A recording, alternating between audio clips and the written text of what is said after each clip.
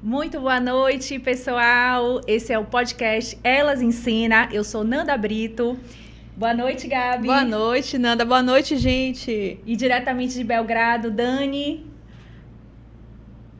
Oi, gente. Boa noite, boa noite. Muito feliz com este episódio de hoje, hein?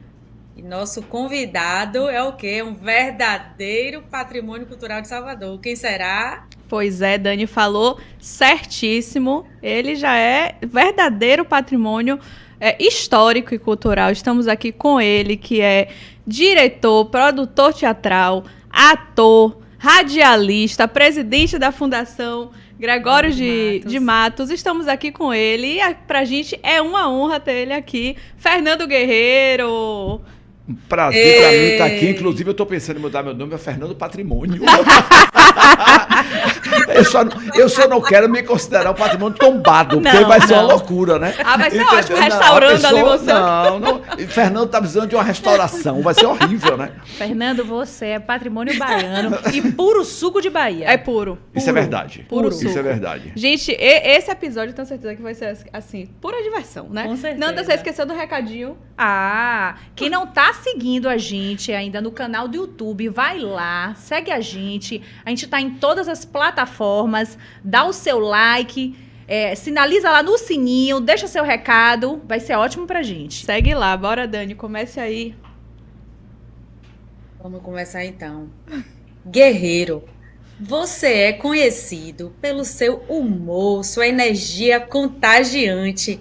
Conte aqui pra gente, desde criança, você já demonstrava essa alegria e essa inclinação para as artes? Olha, na verdade, era uma inclinação para a perturbação, né? Porque eu era o perturbado oficial, né? Então eu tinha... minha mãe sempre teve... Meus pais tiveram muito trabalho comigo. A minha sorte é que eu tinha irmãos mais velhos, então praticamente eu fui criado por um grupo, porque eu sou resto de safra. Eu sou caçula. Opa! Quando eu nasci, meu pai já tinha 52 anos. Então, eu já nasci, tipo, não era para eu ter vindo, aquela história, né? 8 anos depois, aí meu pai queria ter um filho com o nome dele, aí chego eu. Então, eu já peguei o negócio, meus irmãos eram muito perturbados também, tinha uma coisa de humor na família toda. E eu cheguei e continuei a tradição, né, na verdade. E tinha algumas coisas, pra você ter uma ideia, por exemplo, eu era muito gordo, aos 12, 11 anos, meu apelido era Mamute. E eu, obviamente, como tive sempre um espírito de me agregar, reuni com mais 3 gordos na Pituba e formamos um grupo de gordos terríveis, cuja a função era perturbar a vida alheia. É um grupo Porque pesado. o gordo, naquela época, não é gordofobia, mas o gordo não morava, não conseguia fazer esporte direito, então vamos perturbar, vamos embora. Então eu tinha eu já tinha essa pegada de brincar muito, de ter sempre o viés crítico das coisas, né? Ver sempre um lado, né, da diversão, né, o lado crítico. Então isso sempre me acompanhou, só que eu não tinha ideia de que isso iria virar arte. Na minha cabeça era simplesmente um menino traquina, esculhambado, né? Estudei no Marista a vida inteira, né? E no Marista era interessante porque o diretor já existia. Por quê? Eu organizava a perturbação. Eu não praticava a perturbação. Eu comandava um grupo e eu fazia os mapas, né? Então vamos fazer tal coisa. Então desenhava, organizava, dirigia. Então o diretor já vinha daí. Tanto que o irmão Aquiles, na época, quem foi da minha geração sabe, chame o autor intelectual, era eu. E aí eu ia para a sala da direção, chamava meus pais, né? E aí qual era a minha retaguarda? Eu tirava nota boa. Então não conseguiam me expulsar. Porque minha média era altíssima, passava direto. Então ficava esse jogo e eu também não fazia nada que justificasse uma expulsão. Mas já fiz coisas para Marista. Eu não sei se você sabe, Marista tinha um negócio de uns cachorros que soltava 10 da noite. Obviamente eu consegui soltar esses cachorros meio-dia. Meu Deus. Então foi uma loucura dentro da escola. Então tinha esse lado sempre da brincadeira, entendeu? Foi sempre presente. Eu comecei, por exemplo, a pular o carnaval, a ir para o carnaval aos 7 anos. Aos 11 eu já saí num bloco. E no primeiro dia que eu saí nesse bloco, eu já me perdi de todo mundo de propósito. Entendeu? Então eu já tinha essa coisa, né, da brincadeira, da perturbação, sempre foi muito... E aí, em determinado momento, eu disse assim, gente, isso aqui pode ser interessante também na minha vida profissional. E aí, naquela coisa, minha mãe fez assim, vá fazer um curso de teatro, pelo amor de Deus, para ver se dá um direcionamento para essa loucura. Aí eu fui fazer um curso, na época, com o Eduardo Cabuz, no Teatro Gamboa, um curso de interpretação. Mas eu já me percebi um ator ruim. E eu já percebi que eu queria estar coordenando aquele negócio.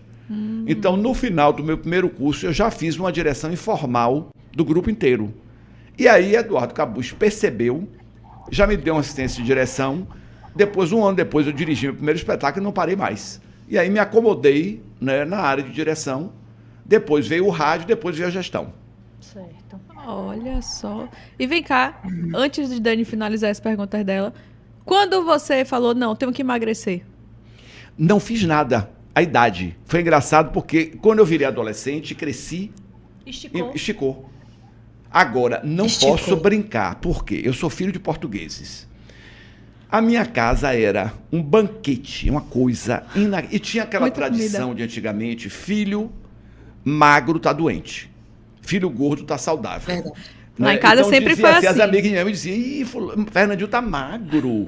Né? O que aconteceu? Tome-lhe comida. E ainda tinha lá em casa, assim, as pessoas que cozinhavam na minha casa, eu criava logo um pacto. Porque assim, gente, eu não vou mentir. Eu não tomo nenhum remédio que me tire o apetite. Eu, sem comer, sou uma pessoa deprimida. Eu posso mudar a qualidade da minha alimentação. Agora, essas maluquices que tem hoje em dia, Ozempic, não sei o quê. Não entrou na turma do Manjaro. Um prato e dizer não quero nada, pode me internar. Entendeu? Eu gosto de comer, gosto de comer bem. Entendeu? Prazer, tem uma né, tradição, comer. assim, de realmente ter uma relação com comida. Não é assim, como para ficar tonto, comida pesada, não. Mas eu acho que o paladar é uma coisa interessante. E a comida sempre esteve presente na minha vida de uma forma muito forte. Então, eu sempre falei assim, o regime tem um limite. Né? Porque é aquele regime que entristece a pessoa, né? Não dá, né? Você vê aquela pessoa, essas mulheres malucas agora que estão aí com os ossos à mostra, o que é isso, gente? Parecendo os cadáveres ambulantes. É porque mulher, né? eu acho que a mulher se arruma pra mulher. Não, aí ela quer ficar mais seca, mais seca. Agora, ela já, eu chamo assim, né? A síndrome do bacalhau. Porque a mulher virando bacalhau seco. E eu não sei quem é que ela agrada, né? Amiga, né? Porque... Às vezes fica seco, né? Fica parecendo uma garça, uma coisa assim. E aí assim. fica sem fome, você sai pra jantar, o que é que você quer? Nada. Uma saladinha. Não quero nada, não tô com fome nenhuma. Peraí. Não, fastio não dá. Não dá, eu gosto de comer. Dani, mais alguma pergunta da infância dele aí, trajetória? Não, eu só soube, ele comentou do carnaval, eu soube que o carnaval para ele, quando eu pesquisei, né? Você sabe, Guerreiro, que eu gosto de pesquisar, nosso convidado.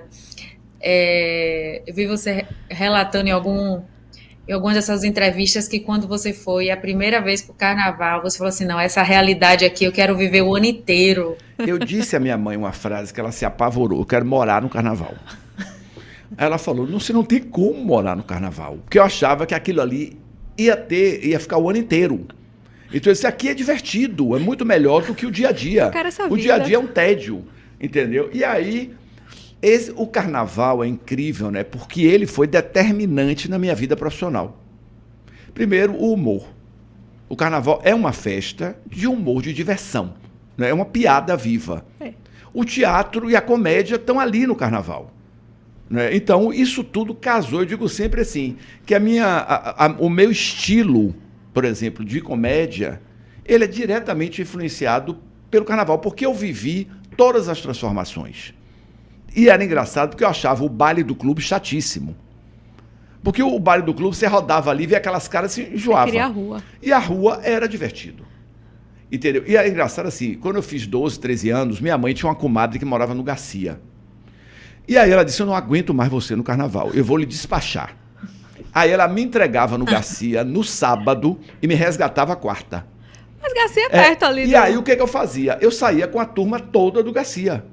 Então, para mim era o paraíso, porque ótimo. De lá eu já ia a pé, porque só tinha carnaval no centro, né, nessa época. Eu ia ali na confusão, já pulava meu carnaval, voltava, né, e acabou. E minha mãe só tomava a pé porque ela confiava, né, e teve um ano que aí Dona Helena, que era essa comadre dela, falou, não tem mais condição.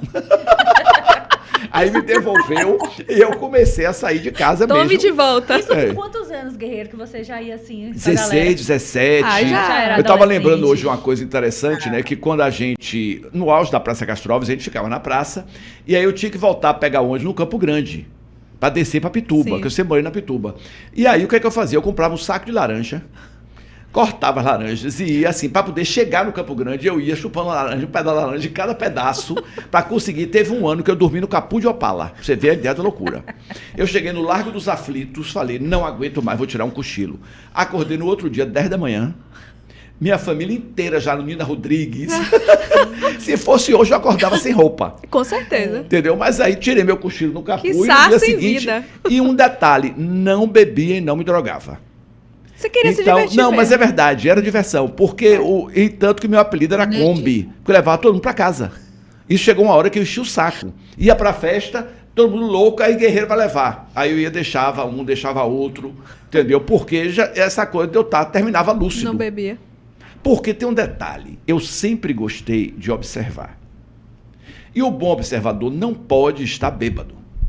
Ó, Não é não? pegou a dica? Não, porque senão ele passa a ser o verdade. observado. É. Então eu estava sempre me divertindo, mas estava sempre numa posição, né, que eu podia estar ali ligado, Sim. né, no que estava acontecendo. Então tinha essa coisa de, olha, vou tomar uma coisinha, mas não vou ficar descompensado, né, porque eu tenho que estar aqui ligado e me divertindo, porque nada diverte mais do que o comportamento humano. Meu material de Isso. trabalho sempre foi o ser humano. Eu sou um apaixonado pelas pessoas.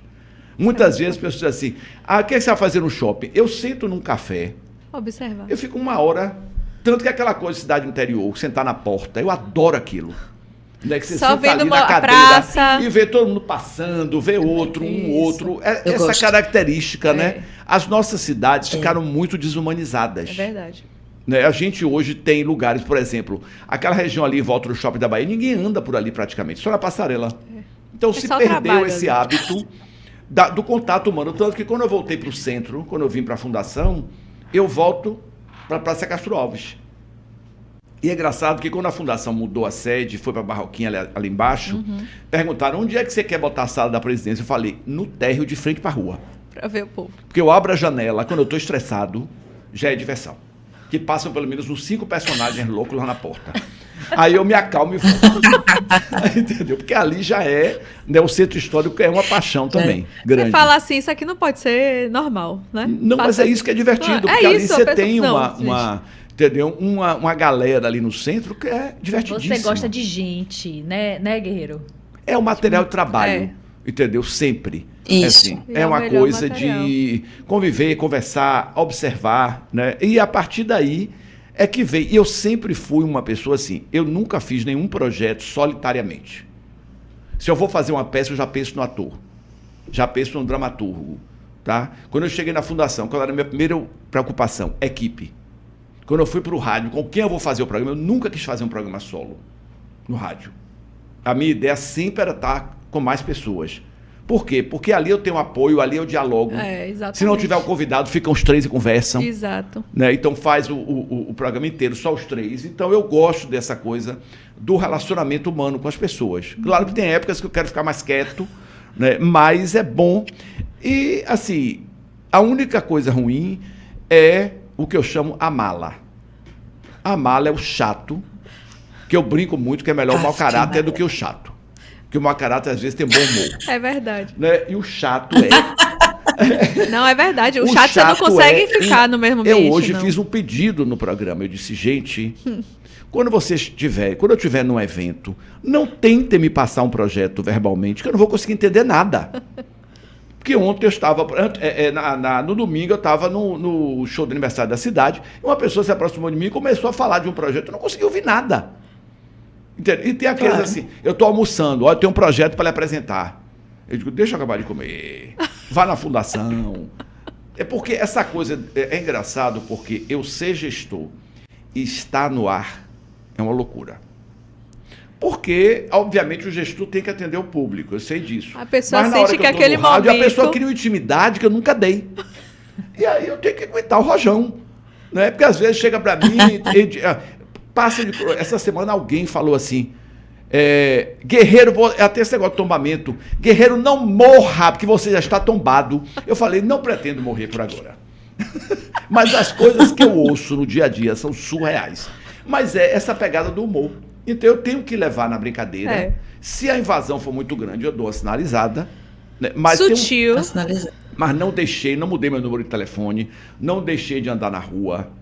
Eu conheci gestores que saíam da Rua Chile para ir para o gabinete do prefeito de carro. Aí é surreal. Né? Como é que você vai ser gestor público se você não quer ter contato com a população? Né? Não tem condição. Então, isso faz parte. Né? No momento que eu sou gestor, eu sou o empregado da população. Então, eu tenho que estar ouvindo, goste ou não goste, queira ou não queira. Tem que dar uma aturadinha até no chato, né? Sem noção. Faz parte. E para muita gente deve ser um porre também. Então, empata. Vem cá, me conte uma coisa. Tem um delay, viu? É uns 3 segundos, viu? Você já pegou aí o delay, né? Você antes começou estudando economia? Eu me formei em economia. E economia, não é isso? Porque tinha uma coisa na minha vida, tem uma coisa na minha vida que é muito contraditória e ao mesmo tempo não é. Porque hoje já se tem a ideia de que o bom profissional, ele tem várias habilidades. Na época que eu fiz faculdade era muito assim, tal coisa é tal coisa. Hoje, quanto mais habilidades você tiver, um ator hoje, por exemplo, ou uma atriz, né? Cantar, dançar, montar cavalo, dirigir, entendeu? Quanto mais melhor, dirigir avião, pronto. Então, na verdade, eu sempre fui muito bom em matemática. E sempre gostei de gestão. Aí que volta para a prefeitura, é engraçado, né? Então eu acabei fazendo economia na época. Fiquei entre comunicação e economia e fiz economia. E não é uma contradição, porque é uma área que eu sempre tive interesse. E aí o que é que isso me trouxe?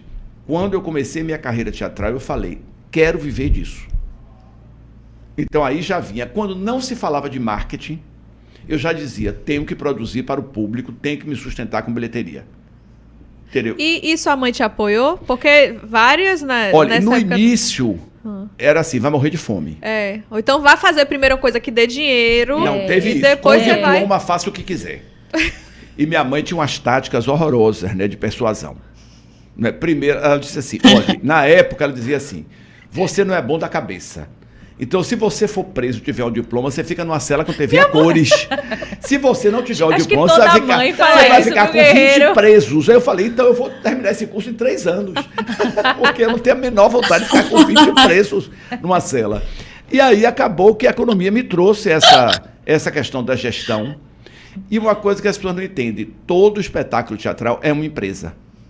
Claro. Que vai precisar ter uma gestão eficiente para poder render, para poder durar, para captar recurso, para administrar bem os recursos. Então eu sempre tive esse lado de, existe o artista, mas eu nunca delirei assim, vou vender tudo para montar peça tal. Nunca tive isso. Entendi. Não, a coisa tem que equilibrar. Então se tinha um espetáculo que eu via, olha, isso aqui vai ficar lindo, mas vai custar muito caro, corta.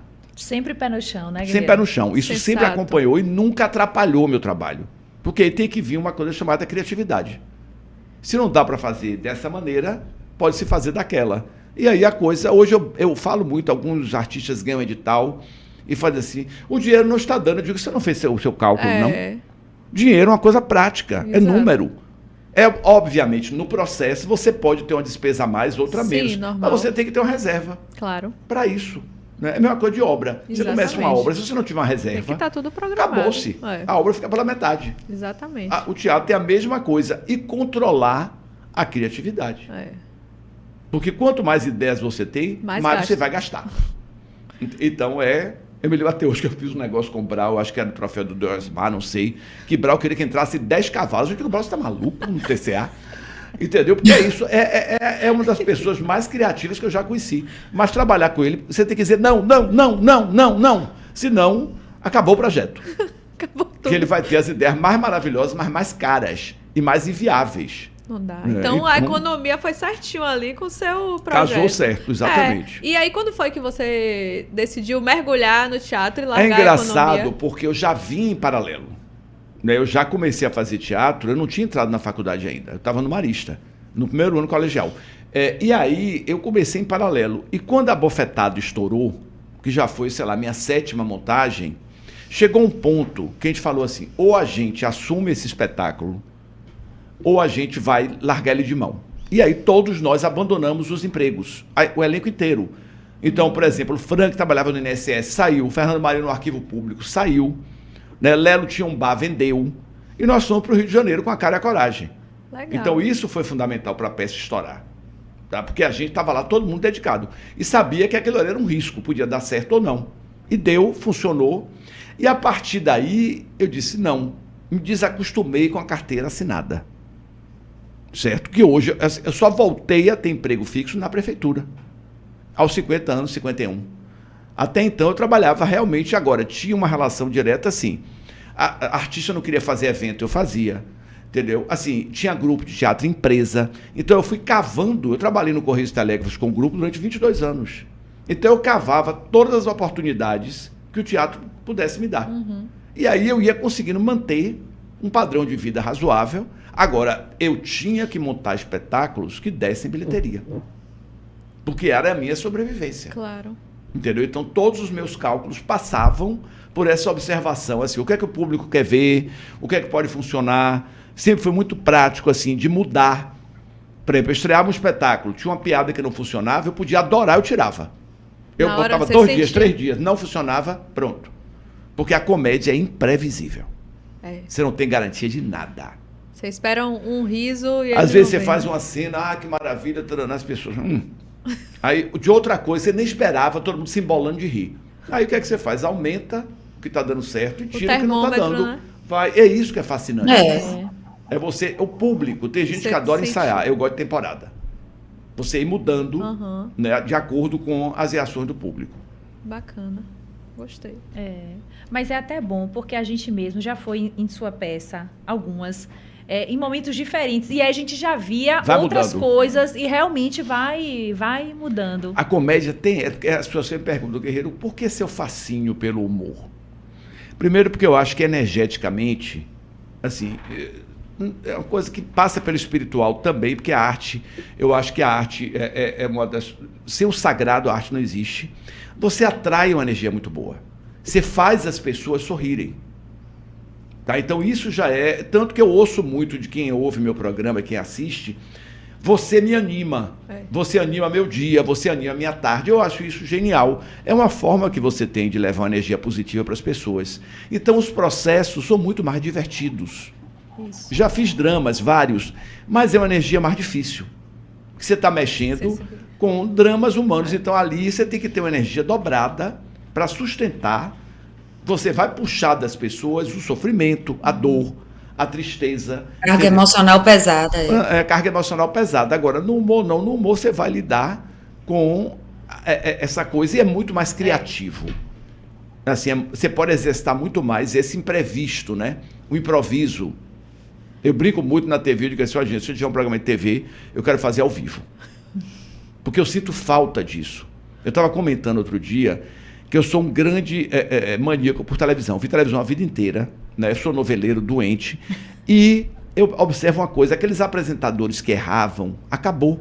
E eu só tenho a Maria Braga que mandou tchau para Cássia Eller essa semana. É genial. Eu vi. Cássia Eller. É sensacional, porque Hebe Camargo fazia atrocidades, Silvio Santos fazia atrocidades, né? Faustão, quando não era na Globo, era loucuras. E isso faz falta na TV. Ficou engessado. Tudo perfeito. Parece um boneco. Mion tem um pouco esse clima, né? Mas os outros estão perdendo. Fábio Pochá tem. Talvez Tatá, né? Assim, tem um pouco esse astral. Mas eu sinto que engessou. O próprio Chacrinha, que é muito controverso, aquilo é inacreditável. Quem tinha muito isso era Paulo Gustavo. Gustavo, muito. Essa presença de fazer a piada, de sair do roteiro, surpreender. Não, morria de rir, do se nada. Concentra. Então eu sinto falta dessas figuras, entre aspas, mais folclóricas. Eu me lembro que eu fui gravar a Hebe algumas vezes, ela chegava sem saber de nada. De bobe na cabeça, pegava o roteiro na hora. Então tinha saber fazer, né? Sim. É porque o apresentador não é o ator. É outra cepa. O apresentador é outra pegada. Ele tem que saber fazer aquilo. Deixar o convidado à vontade, né? Saber como é que ele vai brincar e tal. E eu sinto falta dessas figuras que foram a formação da TV brasileira, né? É verdade. E o inesperado Jô Soares, que era genial. Eu adorava Jô Soares. Jô Soares tinha a medida certa, um dos homens mais cultos que eu já conheci. E levava aquele programa dele no bom humor inacreditável, né? Tem entrevistas de Jô que são históricas. E ele dava risada, parava para rir. Né? Isso era muito bom. A gente perdeu um pouco isso. Não, e levava figuras pitorescas, né? Não era só artista, não, era... né? Apareciam umas figuras lá que você perguntava de onde saiu. Quem prospectou esse ser humano? Umas coisas bem... Eu me lembro que Zé Brito, que eu adoro, Jô se apaixonou, Zé Brito foi lá 3 vezes. Justamente por causa do olho. Né? Porque Zé é da enfermaria 22. Né? Eu digo que Zé é louco de pedra. Então o Jô Soares pegou. Gostou, vambora. Né? Então, toda hora, Deci Gonçalves, entrevistas de Deci Gonçalves com o Jô são históricas. Então, essas figuras eu adoro o YouTube. Quando eu tô com insônia, eu vou pro YouTube. Pra ver essas maluquices todas, né? Porque tá tudo lá. É genial. Eu vou olhar. Que ótimo. Guerreiro, vamos voltar um pouquinho. Eu quero saber, no início da sua carreira, quem foram suas influências quando você entrou no teatro? Olha, eu acho que assim, eu falo muito que Salvador já tinha uma cena teatral muito forte.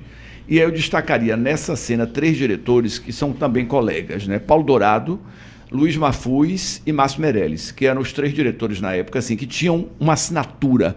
Eu digo sempre que eu entrei no teatro numa época muito boa, que o teatro estava muito forte e tinham grandes diretores e grandes peças sendo apresentadas. Então aquilo me levou, né, para dentro do teatro, assim, de uma forma mais apaixonada, porque eu via esses espetáculos e dizia, eu quero fazer também. Né? Então isso foi muito importante para mim, ter essas influências, né? Eu acho que Zé Celso um pouco, na maluquice da Oficina, tem um lado que eu gosto muito, né? E a TV, que na verdade eu acho que eu ter assistido TV ajudou muito o fato de eu ser um diretor que tem um público. Bacana. Porque a TV sempre me deu essa pegada do popular, ou seja, aquilo ali era para ser sucesso. Então, eu sempre, ao invés de eu vir da academia, né, eu vim da TV, da observação da TV. Sei, entendi. Então, essa observação da TV me criava, né, eu adorava ver Satiricon, Planeta dos Homens, né, tinha aqueles humorísticos maravilhosos na TV, né, e eu tinha coisa com a novela, com tudo, e isso me dava essa noção. O quê? A novela tem que dar audiência, ponto. Então, eu já tinha essa coisa, minha peça tem que dar audiência. Claro. Então, o que é que está funcionando agora? Né, o que é que está dando certo?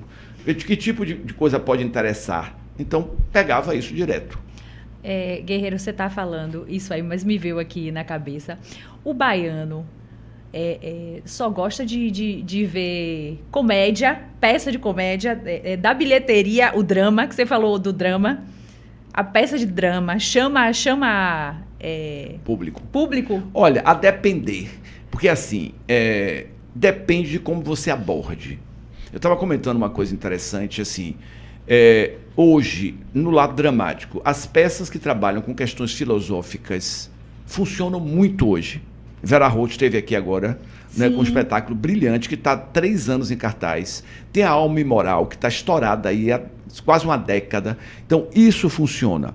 O drama pesado assusta, né? Eu acho que ele hoje... A gente já vive uma realidade muito complexa. Então eu diria sempre, quando você vê para o dramático, com a poesia, com a possibilidade de uma saída, as pessoas não querem ir para o teatro sem ver alguma coisa que tenha um mínimo de otimismo. Também acho. Depende da vertente do drama, né? Da vertente do drama, claro que tem aqueles impactos, né? Aqueles espetáculos que são impactantes, mas tem uma pegada também de você abrir um espaço para alguma coisa. E o humor, a identificação, porque assim, a Bahia é uma cidade pródiga de humor. Completamente. O baiano é uma figura que é folclore seu, Guerreiro. Não é. Eu digo sempre, depressão na Bahia é histeria. Uma pessoa que deprimida, é claro que tem quadros clínicos e tudo, mas o baiano, ao contrário, ele vai falar muito, ele vai gritar, entendeu? Já vai para outra pegada. É uma cidade luminosa, clara. É diferente. Eu dava risada quando eu comecei a ir a teatro, algumas peças, as pessoas de casaco, eu fazia, que casaco é esse, gente? Onde é isso? Que aqui em Salvador, você já viu que Salvador cai uma chuva, bota. Eu olho para aquilo e digo, essa pessoa deve estar passando mal, né? Porque não suporta aquilo. E o baiano só sente frio da cintura para cima, você já viu? Porque você vê a pessoa na rua de casaco, sainha e sandália havaiana. De como é isso, esse frio, que só é da parte de cima. É para usar. É para causar. É para dar maluquice. Então eu acho que realmente o humor gera uma identificação. Agora, não é fácil. As pessoas acham que fazer comédia, não. Eu acho, inclusive, muito mais difícil que o drama. Porque o humor exige um centro de observação muito grande e ator que faz comédia não pode ter autocrítica. ele tem que ser alguém que se jogue na bagaceira. Os grandes, você raramente vê um galã bom comediante. Normalmente o comediante perfil. É estranho. Ele tem alguma coisa ali diferenciada, né? Porque o galã, ele não quer desarmar. A pessoa tem que esquecer a vaidade. A mulher é muito bonita, ela fica, entendeu? Assim, receosa. Mas o cara que já tem dane-se, entendeu? Aí tá aparecendo aí a bofetada. Não sei nem que montagem é essa. É tanto ator que já passou. Eu acho que é a Dani que vai começar a falar. Mas antes, Dani, de você começar a falar da bofetada, vamos soltar aqui um vídeo. Eu acho que é bofetada e tem o Vixe Maria também. Massa. Quando puser as mãos aqui é Cassandra, assim é Creonte, assim Clitedestra, assim Écuba, assim Electra, assim Helena, assim Belalau, assim Heitor. E quando eu puser os dedinhos aqui, já é o Apocalipse. A lua me traiu. É a igreja do diabo. O mundo vai pegar as claras. Em loucura minha. Isso!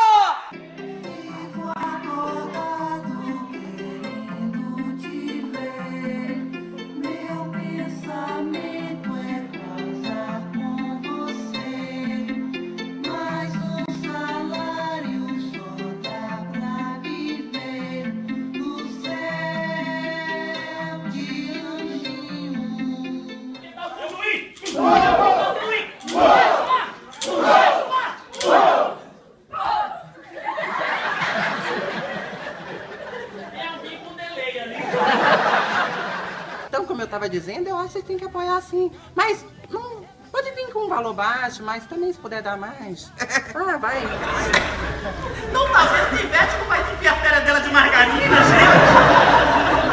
Primeiro que ela não precisa, e marido é nutricionista, jamais permitiria. É sério, você liga a televisão só pra se irritar com os comerciais? Eu não consigo esquecer de Suzana Vieira achando que o homem das Havaianas estava dando 37 anos de idade pra ela. Gente, incrível. Dani, eu acho que você que prossegue aí, porque a gente quer saber, claro, sobre a bofetada, inicialmente. Claro. Você Guerreiro já tinha comentado aí, né, sobre esse sucesso da bofetada. E aí vocês mostraram agora os trechinhos da bofetada e do Vixe Maria. Mas realmente, Vixe Maria, Deus e o Diabo na Bahia.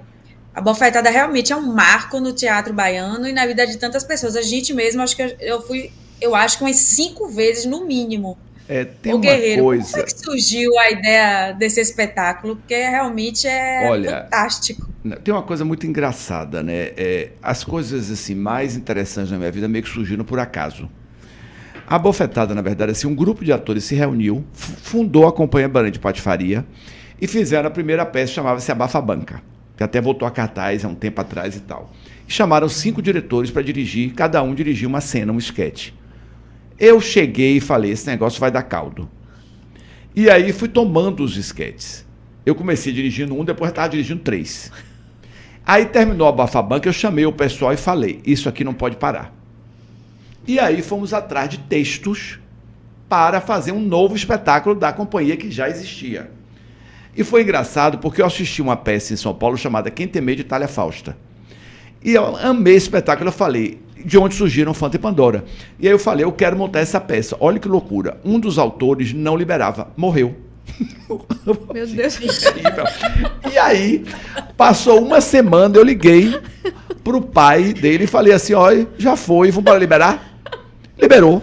Aí eu montei com os textos que eu queria, né? E agora, nem em sonho eu imaginei que ia virar esse sucesso. A gente, inclusive, estreou, assim, a produção foi nossa, gastamos pouquíssimo, né? Praticamente, assim, o figurino foi feito por um amigo, né? E quando chegou na segunda semana, a gente ficou assombrado, porque sucesso. O espetáculo ganhou uma dimensão impressionante, e aí foi o que eu falei. Aí a gente sentou e falou, ou a gente se joga nisso aqui, ou isso vai se perder. Que eu falo sempre para as pessoas, um dos problemas maiores do teatro hoje, tem que se planejar as coisas para durar. Montar uma coisa, um espetáculo, é muito trabalho. Você tem que ter muitas ideias. Então, tem que se planejar para aquilo durar o tempo que puder. E foi isso que a gente, de alguma forma, acabou fazendo. Aí, quando eu montei Cafajestes, os outros, eu já vim com essa ideia. Simplificar cenário, simplificar figurino, no máximo 4 atores. O custo. O custo, exatamente. Então, aí veio o Vixe Maria já é maior. É um espetáculo realmente que precisa de dinheiro para se manter. Mas essa versão nova já vou fazer com menos gente. Ó, spoiler aí, ó. Vixe Maria vai voltar. Estamos aí trabalhando para voltar. Tô e aí, então eu acho que a Bofetada surpreendeu. Agora, qual era o marco da Bofetada? Personagens que tinham uma marca forte de Bahia. Todo aquele elenco tinha uma pegada carnavalesca, exagerada. Não, todos são muito exagerados. Então, e o elenco era primoroso. Então, isso é outro ponto importante. O ator é fundamental num espetáculo teatral, televisão. Você está vendo agora a loucura que está com Vale Tudo. Odete Roitman, Débora Bloch, está no TV Pirata. Aquela menina não vai fazer. Escalação, você arruína um trabalho com a escalação errada. E eu tive muita sorte de ter, no elenco original da Bofetada, atores magistrais.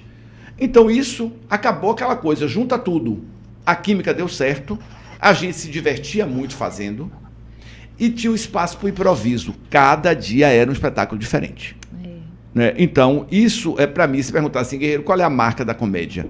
O público tem que achar que tem uma piada que foi feita só para ele naquele dia. Sempre tem que ter esse espaço, né? Para poder dar essa... Para não ficar igual. Não ficar igual. Aí as pessoas vão ver, levam a família, levam um tio, vão ver não sei quantas vezes. Foi o que eu te falei. Minha mãe, Vixe Maria, acho que assistiu umas 20 vezes. Ela queria encontrar alguém para levar. Porque se você tá com uma peça em cartaz, pergunta, o que é que você achou? Interessante. Fracasso. Agora, se a pessoa fala, vou trazer fulano, pegou. Sucesso. Pegou, Excelente. Agora... Guerreiro, você é reconhecido como a pessoa de revelar grandes talentos, né? Como Wagner Moura, Vladimir Bricha, entre outros que eu não tá passando aqui pela minha cabeça agora. Me conta como é um pouquinho desse processo, de você ali visualizar a pessoa e, de certa forma, como foi com eles. Olha, tem um componente aí que é um componente de sorte e uma percepção. Por exemplo... Eu fiquei lutando muito para Ana Mameto, que foi a última pessoa, cantora. Eu fazia, Ana, sei que fazer teatro, Ana, sei que fazer teatro. E Ana foi pro teatro, foi indicada para prêmio, depois no ano seguinte ganhou o prêmio. Hoje está fazendo seriado, fez filme, fez 2 seriados comigo agora, que não entraram em cartaz ainda, né? Um na Band e outro no SBT. Então, assim, Daniel Boaventura tocar numa banda. Então eu olhei para Daniel em cena e falei, esse cara tem perfil. Trouxe para fazer Cafajestes. Oswaldinho trabalhava numa rádio aqui em Salvador, tinha um programa de humor. Falei, Oswaldo, bora pro teatro. Então, é o olhar. É você perceber, olha, e às vezes isso é um risco. Você pode acertar e você pode errar. Né? Então, é sempre uma coisa que... Né, teste. Num teste, por exemplo, você tem que olhar e dizer, essa pessoa vai funcionar. É uma série de coisas. E escalar para o papel certo. Isso é muito complicado. Entendeu? Assim, não tem que inventar a roda. Uma pessoa é muito boa de comédia. Depois, na carreira, eu quero fazer um drama, Guerreiro. Tá. Mas nesse momento, você é uma grande comediante. Deixa aqui. Tem atores, por exemplo, que não precisam fazer nada. Eu faço. Não faça nada. Mas como? Eu não estou fazendo teatro. Eu digo, está. Porque você já é a comédia. Então, se você exagerar, não vai dar certo. Vai passar do ponto. Então, Wagner Moura, por exemplo. No dia que Wagner entrou numa sala de ensaio comigo, eu fiquei assustado. Esse cara é um gênio. Parecia que ele já tinha 100 anos. Sabe uma pessoa que parece que já viveu 1000 vidas? Tanto que hoje é um dos atores que talvez tenha conseguido no Brasil uma carreira internacional mais consolidada. Porque não tem Rodrigo Santoro, ninguém. Hoje o maior nome do teatro internacional brasileiro é Wagner Moura. Do teatro não, do cinema. Wagner não para, é um trabalho atrás do outro e um senso de oportunidade brilhante, inteligentíssimo. Sempre escolhe bem os papéis. Né? Quando ele fez o Tropa de Elite, ele fez o 2, já produtor. Muito bom, Então, assim, é um cara ousado, sempre se arrisca muito. Então, acima da média. O Vladimir surpreendeu agora em Renascer com um personagem totalmente diferente do perfil. Né? E eu considero assim, os atores e atrizes baianas têm um diferencial. Né? Maria Menezes, André Lia, são pessoas que chegam e o pessoal do Sul tem medo. Né? Porque sabe que contracenar com baiano é perigo. Porque vai se vacilar. É Edivana Carvalho, que arrasou em Renascer, foi indicada para o prêmio lá de Faustão, fez um trabalho brilhante, né? O personagem dela cresceu na novela, ela já está em Vale Tudo. O Bando de Teatro Olodum, celeiro de grandes atores. Lázaro Ramos é um monstro, gente. Onde é que Lázaro Ramos começou? No Bando do Teatro Olodum. Da primeira vez que eu vi, eu falei, epa! Depois veio o Érico Braz, entendeu? Assim, tem muitos atores hoje, Valdinéia Soriano, que já está na segunda novela seguida, né? Então, assim, é muito bom você ver esses talentos aí, né, se espalhando. Luciana Souza, que fazia a crente histórica de Opaió, aquela crente, hoje já fez mais de 15 filmes. Né? Uma atriz já conhecida internacionalmente. Então, a Bahia é um celeiro. A crente realmente... Era Aquilo é imperdível. Aquele Opaió. Eu digo assim, o teatro baiano tem 3 clássicos que aconteceram praticamente juntos. Opaió, Catedráticos e Bofetada. É verdade. Entendeu? Ali foi um momento que o teatro baiano explodiu nacionalmente. E Catedráticos é outro que voltou a cartaz e também é brilhante, né? Porque ali tinham grandes atores também. Jackson Costa estava ali no comando, Círia Coentro estava ali, Ricardo Bittencourt, Maria Menezes, é um quarteto imbatível. E agora entrou Zé Brito para piorar, né? Para a coisa ficar mais louca ainda. Muito bom. Ô, Fernando, guerreiro, que ele gosta mais guerreiro. Tanto faz. E entre os 60 espetáculos que você já dirigiu nesses 40, mais de 60, né? Nesses 40 anos, tem algum, assim, especial, que tem um carinho maior, assim? 45 já, meu Deus. Daqui a pouco é 50. Olha, tem um espetáculo que eu montei, chamado Boca de Ouro, de Nelson Rodrigues, que eu montei num trem. E isso foi o maior desafio da minha vida profissional. Tá? Por quê? Porque o espetáculo, as pessoas entravam e assistiam dentro do vagão. O espetáculo acontecia no corredor. Né? E aí eu tive que ter um apoio muito grande na época. O trem do subúrbio funcionava. Era a história de um traficante suburbano, nada mais adequado do que isso acontecer dentro do subúrbio. Claro. Agora, era uma logística de cinema. Porque, assim, eram várias velocidades, cada cena tinha uma velocidade, tinham pontos de parada, que viam um personagem de fora e entravam no vagão. Então, era tudo cronometrado. Então, foi um desafio, ficou 1 ano em cartaz, né? E, assim, eu considero um dos trabalhos mais brilhantes que eu fiz, por causa desse inusitado. Tinha tido uma casa-cor nesse trem.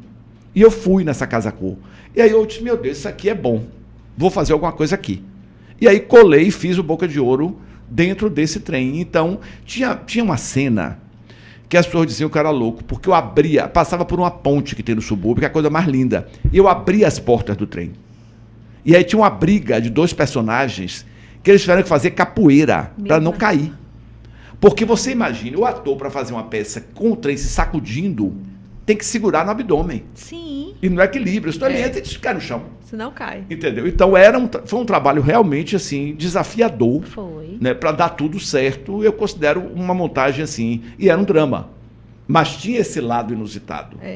Era quase que as pessoas iam. E aí já veio um marketing também. Quem não queria ver uma peça no trem? Todo mundo. Totalmente diferente, né? Entendeu? Era uma coisa inusitada. Então, quem não quisesse ver a peça ia para se divertir, para ver como é ver a peça no trem. Como é isso aqui? Eu quero entender como é que é. Boa. Vá, Dani. Cadê Dani? A população, o público reagiu dentro do Peraí, Dani, vagão aí. Volte aí. Tranquilo? Volte aí. Foi, eu vi. Ele ouviu, né? Foi tranquilo. Algumas pessoas ficavam um pouco assustadas, né? Porque a gente ia e voltava. Terminava no mesmo lugar que chegou. E a volta, quando a peça ficava mais quente, eu fechava as janelas todas, caíam as cortinas todas, então o povo ficava no trem fantasma. Meu Deus. Então muita gente ficava em pânico, né? Mas não teve nenhum caso assim, quero sair e me tire daqui, não teve nada disso não. Gente, mas que espetáculo trabalhoso. Mas Deus foi trabalhoso. Era trabalho. Faz muito trabalho. Esse foi. Vá, Dani. Vamos mudar um pouquinho de assunto, guerreiro. Desde 2013, você está à frente da Fundação Gregório de Matos, não é isso? Exato. Olha... E quais foram os principais... desafios? Eu queria saber quais foram os principais desafios que você teve que assumir a partir dessa posição e como foi essa sua... Se é que existiu, né? Essa transição do palco para a gestão pública. Para a gestão. Olha, na verdade foi uma junção de alguns fatores. Eu estava numa fase, assim, eu estava meio em crise com o teatro. As propostas que estavam chegando não estavam me encantando. Né? Eu estava numa entre-safra. E aí foi interessante porque eu já algumas vezes fui convidado para a gestão pública e não topei. Porque eu não confiava nos prefeitos, governadores, etc. Porque eu sabia que se eu entrasse como gestor numa gestão que não desse certo, o prefeito ou o governador não fossem bons, eu ia dançar. E aí eu sempre dizia, não quero, nem vem e tal. Aí veio Neto e Guilherme Bellintani entrou, na época, como secretário de Cultura, Turismo e Desenvolvimento. E aí foi Guilherme que me provocou. Começou a me ligar.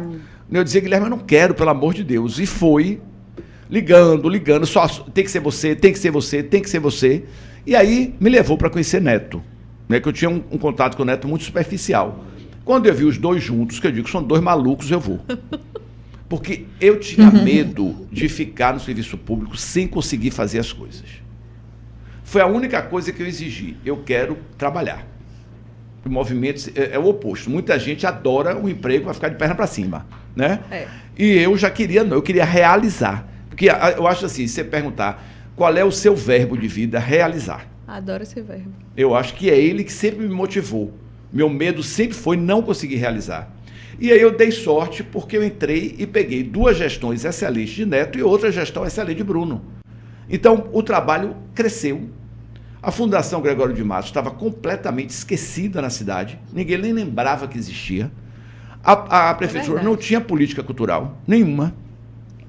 Então, eu voltei, retomei tudo. Foi um trabalho de formiguinha. Foi uma paciência muito grande, porque o serviço público não tem a minha velocidade, né? Então, eu tive que ter paciência, lidar com a burocracia, né? Com toda a questão.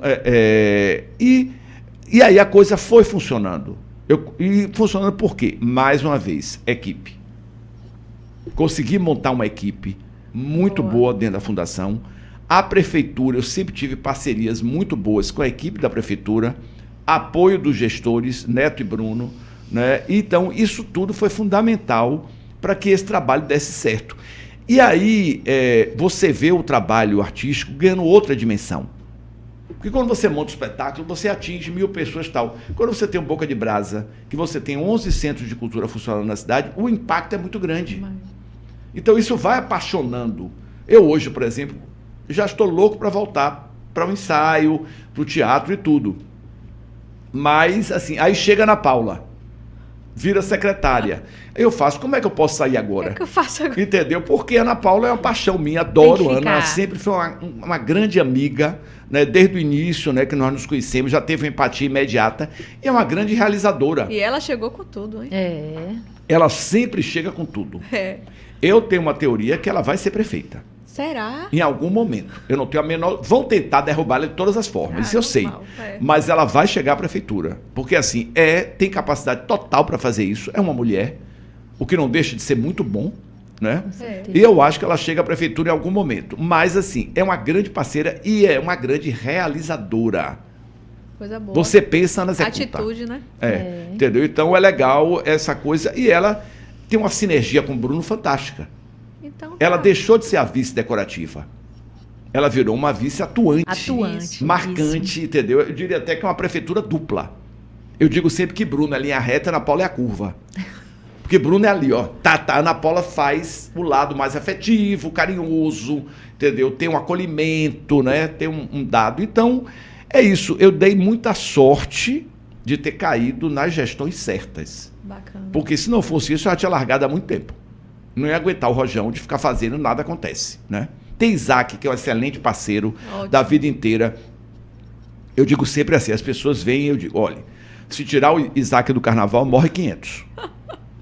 Gente, a gestão do carnaval da Bahia é um case. Eu estava dizendo a ele outro dia, Isaac, vire consultor. Se você vender gestão do carnaval, você vai dar palestra no mundo inteiro. Verdade. Porque o carnaval é um case, eu não quero aquilo nem de graça. Que é briga com artista, é briga com não sei quem, é polícia, é uma loucura aquilo. E Isaac faz isso magistralmente bem. Né? É um expertise. O evento de rua é dificílimo. E ele faz, assim, pelo menos o que ele transparece, uma leveza, muita como leveza. se fosse algo assim, tranquilo. Entendeu? Né? Tem uma energia muito grande e tem essa capacidade de gestão que é muito importante, né? De entender como é que isso funciona. E fazer, tem uma equipe muito boa, Márcio, Flávia, assim, a equipe da Saltu, Brenda, todo mundo muito positivo. Então, quando você se vê rodeado de bons profissionais, né, é muito mais tranquilo você trabalhar. Pode delegar mais, porque, né? não, não é só isso. Você vê andando, você sabe que aqui as coisas vão acontecer. E a prefeitura tem um pouco essa marca, né? É uma equipe competente. Essa prefeitura. Então isso funciona muito. Dá um gás para você trabalhar. Agora, Isaac esteve aqui antes do carnaval. Não adianta ter a consultoria para vender, porque ele falou que o Carnaval de Salvador só aqui mesmo, não dá para fazer em nenhum outro local do mundo, só aqui. Porque o baiano entende o carnaval. A minha primeira dica para quem vem de fora para o carnaval, eu digo, vá com um baiano do lado. É verdade. Ou com uma baiana. Porque senão você não vai conseguir sobreviver. É verdade. Porque o baiano sabe onde é que ele entra, onde é que ele sai. Falando nisso aí, de que é indicado para uma pessoa que vem pro carnaval, que vai pro Carnaval de Salvador sair com baiano, eu soube de um caso seu que você saiu levitando aí no carnaval, que você não conseguia pisar no chão. Como foi essa história aí? E ela pesquisou mesmo. Olha, teve um ano que assim, isso lá vão, sei lá, 30, 40 anos. Eu saía no bloco do Jacu, que era um bloco tradicional daqui, que tinha o bloco do Barão e o bloco do Jacu, eram os dois blocos mais famosos de Salvador. E o bloco do Jacu não tinha corda. Era uma coisa assim, uma tradição. E aí, quando o Jacu entrou na Avenida 7, juntou tanta gente que algumas pessoas subiram. Não conseguiam mais pisar no chão. Meu Deus! E aí, o que foi o que aconteceu? Igual a correnteza. Eu dei tchau pra todo mundo, joguei um beijo, falei, se conta por aí. E fui. A correnteza não podia fazer. Se eu descesse, eu ia ser pisoteado.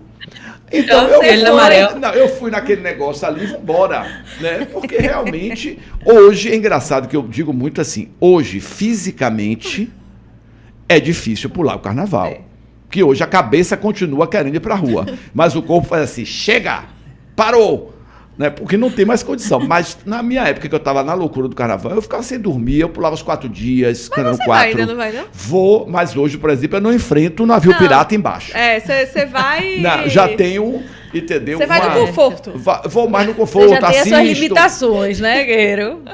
Mudei de nome da vida, ainda saio, entendeu? Assim, porque é um bloco que você tem uma condição ali. Se bem que mudei de nome, tá virando uma loucura. Também, né? Uma loucura mas também. Agora o dia que foi um delírio, assim, entendeu? Tupido. Foi. Sabe? Não, é tradição. É uma tradição. Então, assim, é uma coisa que eu gosto muito de ver. Né? Então, eu fico, entendeu? Assistindo e tal. O camarote, por exemplo, para mim, ele tem um lado genial, que é o conforto, mas principalmente poder ver o carnaval com segurança. Eu adoro. É muito bom. E isso é muito legal. Tanto que eu sou daquele da murada. Eu fico ali na murada. Seguro o lugar. Pega a frente, ó. E tem que fazer assim, ó. Eu marco o lugar e fica ali. Ó, e você tem que fazer assim pra conseguir o espaço. O espaço. Senão vai diminuindo. Vai diminuindo. Chega uma pessoa assim, aí você vai perdendo. E o povo cara de pau. Que vai se filtrando. Daqui a pouco você vai. Você tem que fazer aqui, ó. Travou aqui, ficou. E se sair, bota alguém pra tomar conta do lugar. É isso. Vou pegar um negócio ali, fica aí. Guarda aqui pra mim. Essa mulher tá olhando aí, quem tá querendo já tem uma pessoa de olho. É verdade. Tudo isso aí mesmo. Eu conheço gente assim também, meu guerreiro. Marca o espaço, chega cedo. Claro. Né? O pessoal só chega às 6h30, 4 da tarde, já tô na ponta. Acabou. Você vai na abertura. E camarote também, tem uma hora que ele fica um porco e tá todo mundo bêbado. Então o camarote 9 da noite começa a loucura. Porque ali é bebida. E eu tenho pavor. Eu te amo, cão. Aquela pessoa que vem embriagada. Seu trabalho é maravilhoso. Eu não quero saber de nada. Vamos, zorra. Que figura. Olha, bicho, uma coisa porre na vida, a gente cachaçada. E carnaval é uma loucura, não, né? Só tem isso, né, guerreiro? Só tem. Não, só tem, entendeu? Abraça gente que eu nunca vi. É bebida. Solta. Não. Eu fico imaginando Guerreiro ali ali, ó, vendo os personagens ali, ó. Não precisa. Teve um ano que eu tava no camarote de Marta Góes e o fundo do camarote dava pra Marques de Leão. Sim. E eu fiquei amiga de uma mulher que estava no isopor. Sim. E tinha um banquinho. O quê? O banquinho. Dava um tempo lá em cima, enchia o saco e via pro banquinho. Sentava aí ficava ali no banquinho vendo o movimento do contrafluxo. Maravilhoso. Aquela rua de trás é diversão. É ótimo. É uma entendeu? maravilha. Carnaval, aluguel de espelho por R$3. Desodorante. Desodorante. O desodorante é aquela tragédia. Que miséria vai dar isso? O desodorante, ó. E o povo paga. E o Acabou, povo paga. paga. Gente, tem de tudo carnaval. Carnaval é surreal. Carnaval. Avenida olha. 7, gente, já é a vida inteira. Entendeu? Depilação no Real de São Pedro. Entendeu? Tem um negócio que fica assim. Tá com fome, é o povo servindo almoço. Ali já é um carnaval. O centro da cidade É verdade. especial. É. Entendeu? Não tem jeito, é um carnaval. É diferenciado. Quem é você? Minha mãe, você falou isso, eu lembrei. Minha mãe trabalhava no centro, no Banco do Brasil. Quando a gente ia lá, eu falava assim: vamos lá nas avenidas, vamos lá passear nas avenidas. Aí era cada coisa, né? Cheia de história. E tem uma coisa assim: o sapateiro tem lá. E isso até hoje, minha mãe só leva nesse sapateiro. O amolador, você acha, quem vai consertar seu relógio. É verdade. É impressionante. Essa coisa da alameda de serviço do shopping, que não existe alameda de serviço em shopping. Né? A bainha é 3 vezes mais, é o quilo do relógio, eu não sei quantas vezes mais. E você vai na Avenida 7, na Rua Chile, e lá na fundação tem uma secretária que o que eu precisar, ela descobre onde é que acha. Eu tô precisando do chapéu e para. Tem, seu guerreiro, tem aqui. Aí manda as fotos. Entendeu? O que é que você quer? Ali é incrível, né? Quem tem conhece tudo. Ali sabe tudo. Porque cada bequinho ali tem uma coisa. É verdade. Aquilo ali é um mundo dentro de... É um mundo, entendeu? Vamos voltar pra... Vai passando de pai para filho. E vai passando de pai para filho. O sapateiro de minha mãe mesmo é o sapateiro, mas agora o filho já tá... no mesmo caminho. E eu tive uma coisa interessante. Meu pai tinha uma loja no comércio. Na Guindaste dos Padres, que é colado com o plano inclinado. Sim. Então, eu com 11 anos ia estagiar, subia o plano inclinado e ia pro Pelourinho. Você conhece. Aí meu pai me resgatava inteiro, né? No Pelourinho. Me dava uma chave de braço e me descia a força, que eram métodos cruéis, entendeu? O plano inclinado era um lugar que eu adorava, porque aquilo era divertido, né? Subir e descia. Né? Então, um dia eu convenci o cara a me deixar dirigir. Óbvio que eu soltei o freio, quase tem uma tragédia. Do plano Bateu inclinado? Bateu os 2 lados, um em cada lado. Louco. Adorava subir a escada do meio. Aquela escadinha que tem no meio do plano. Eu ia pela escada, me pegavam lá, me traziam de volta. Danado você. Não, mas isso tudo era divertido, porque eu digo sempre assim, eu vivi as coisas na hora certa. É isso que eu ia falar agora. Era outro momento. E a pior coisa, eu digo assim, tudo bem, velho pode fazer o que quiser, mas velho de boné na cabeça, fingindo que é novo, não dá certo. Lelé, aquele personagem Leleco. Não.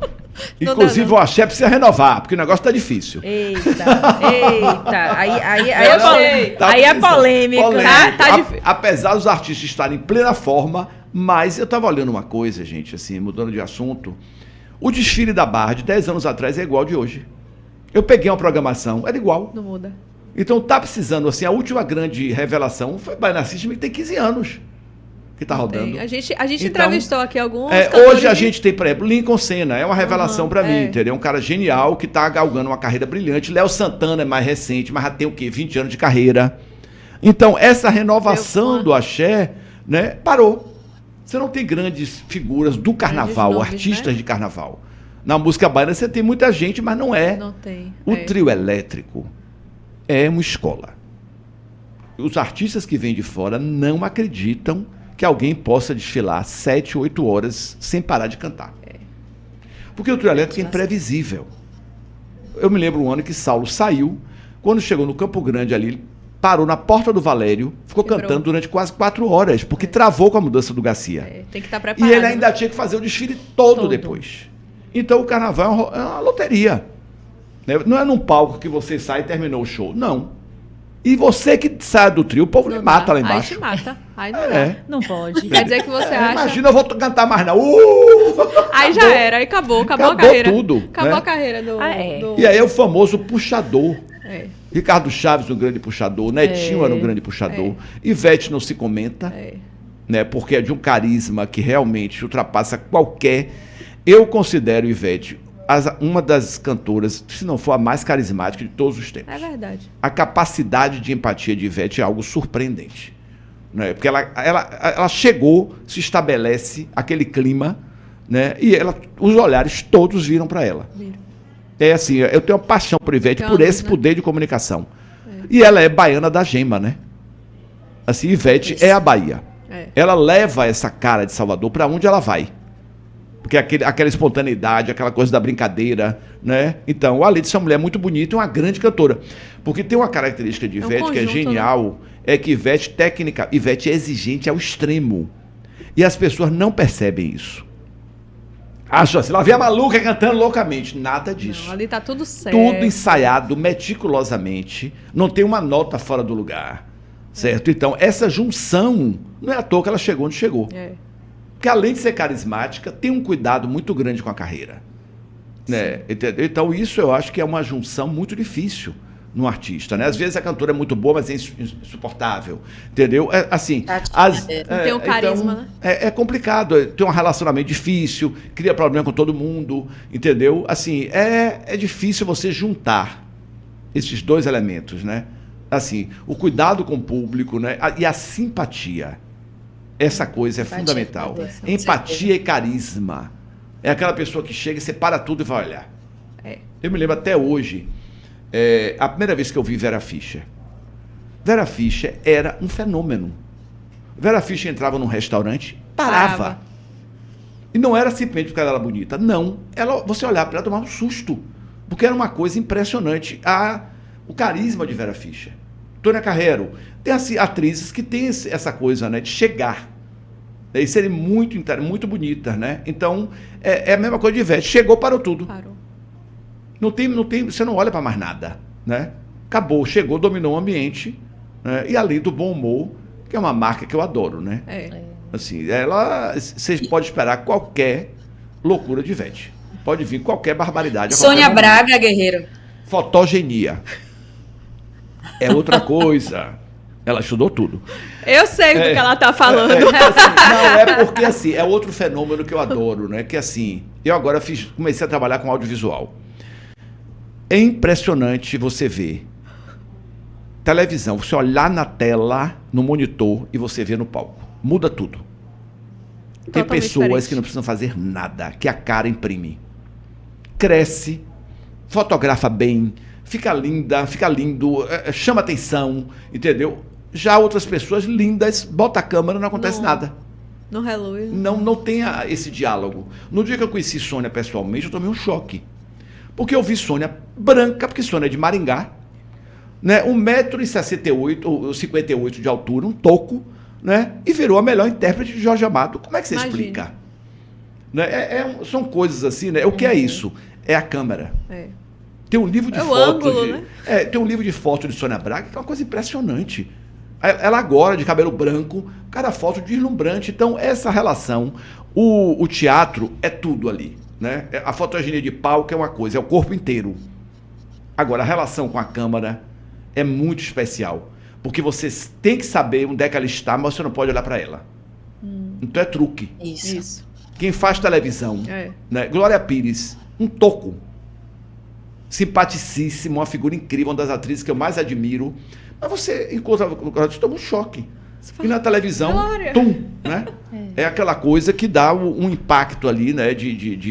Certo? Você viu uma figura que você fala assim, não é possível. Que essa criatura, quando bota na frente da câmera, né? Muita gente que faz teste não entende. Por que eu perdi? Primeira coisa, porque você não fotografa bem. O fotografar bem é uma arte. Né? Que não é só beleza, é tudo. Eu estava vendo Camila Pitanga agora, que Beleza Fatal virou a novela do momento, né? Os noveleiros sabem. Camila Pitanga é uma coisa que ela aparece, você leva 5 minutos para se conformar com aquela beleza. Eu não sei nem o que ela está dizendo, né? Porque ela é tão linda, né? Está tão bonita aos 48, inclusive porque não fez nenhuma intervenção deformadora, que é um milagre hoje em dia. Né? Isso é um milagre. Um milagre, tá com a mesma cara, aquela genética miserável de Camila Pitanga. A mãe dela era linda, Pitanga também é um homem bonito, e ela ficou deslumbrante. Então, e fotografa, você não vê um ângulo que Camila não esteja bem. Então, isso é uma coisa fascinante, né? Essa coisa de você chegar e preencher a câmera e ter um trabalho fotogênico legal. Só, não sei quem é que vai fazer uma pergunta, mas eu vou. Você falou sobre o axé, que precisa se renovar. A gente passou agora pelos 40 anos, né? De axé. E aí, vendo todo o sucesso que já houve, toda a história do axé, junto com o carnaval, o que é que você acha que precisa? Eu preciso a ousadia. O que acontece? Quando aquelas pessoas começaram, elas não tinham nada a perder. O que desce, desce. O que não desce, não desce. Hoje tem muita estrutura, tem que fazer sucesso, tem que cantar a música certa, não pode errar, tem que ter milhões de seguidores. Então isso aprisiona. Jonga, que é um grande parceiro, ele dizia sempre, o sucesso, às vezes, é muito mais complicado do que o fracasso para você administrar. E quando você vira um escravo do sucesso, é um perigo.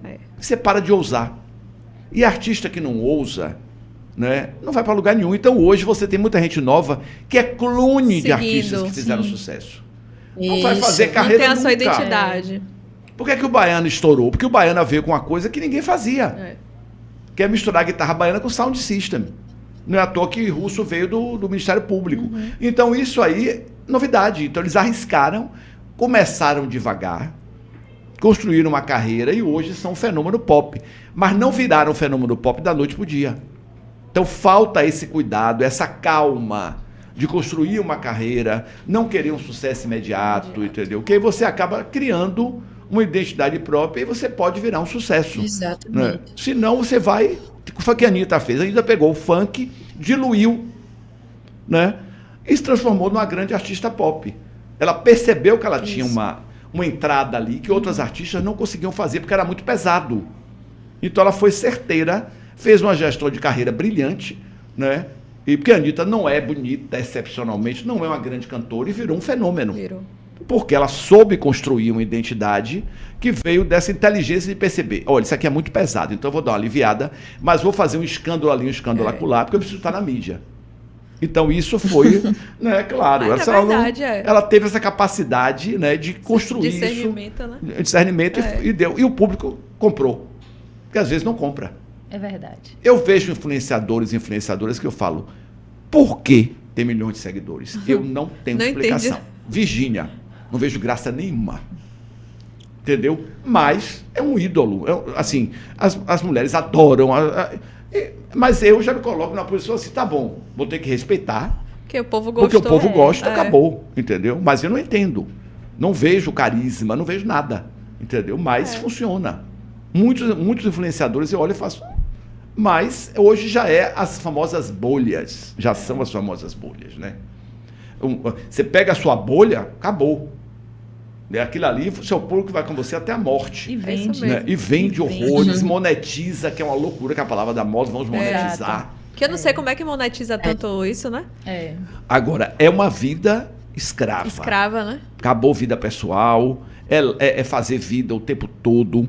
É uma loucura. Exposição total. Num grau dificílimo, né? De você ter. Não é à toa que tantas pessoas adoecem. É isso que eu ia falar. Vários influenciadores e influenciadoras porque ainda piram. Também não tem mais momento ruim, né? Você tem que só mostrar só tem momento ali feliz, é verdade. Feliz, ou então tira partido. Você sempre tá bem. Tira partido. Tô fazendo, não tô bem, bota na rede. Aí aumenta seguidor. É uma coisa assim. É escravidão, hoje, como você falou. Outro dia eu tava parando dizendo assim, eu não tenho, às vezes eu digo assim, outro dia eu fui computar o tempo que eu levo para manter minhas redes sociais, que são muito baixas, de baixa adesão, rodando, é muito tempo.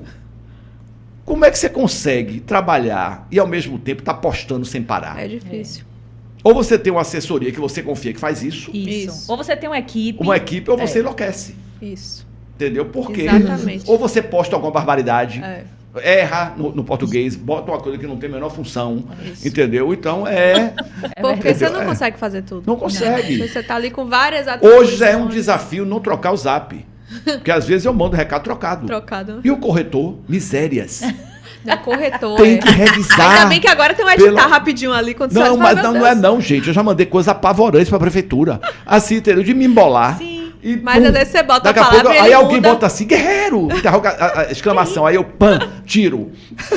Corretor. Porque o que eu acho mais louco... Gente, semana passada eu fiz um negócio que eu fiquei, não é possível.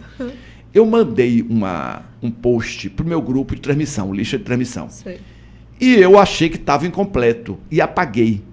De imediato, 10 pessoas botaram assim, não apague, o que é que tinha? Por que você apagou? A curiosidade. Aí eu falei, não, gente, o que é que As essas pessoas estavam fazendo? Deus leu que você apagou. Eu vi, Deus sabe. Eu digo, como é que essas pessoas viram isso agora em um segundo? Viram. E aí eu tive que levar um tempo para poder acalmar e publicar de novo. Né? Acabar os ânimos. Acabar os ânimos. Curiosos. O que é que aconteceu? Eu digo, como é que essas pessoas estavam vendo isso agora, gente? Na hora ali, ó. É muito louco. Então online. Eu quero voltar um pouquinho para a gestão. Você falou dos espaços Boca de Brasa. A descentralização cultural é uma marca da sua administração, né? Com a reabertura desses espaços. Eu queria que você falasse um pouco desse Boca de Brasa e a importância para as comunidades, Guerreiro. Olha, quando eu cheguei na prefeitura, eu fiz uma pesquisa informal e descobri que o Boca de Brasa era o projeto que a cidade queria que voltasse.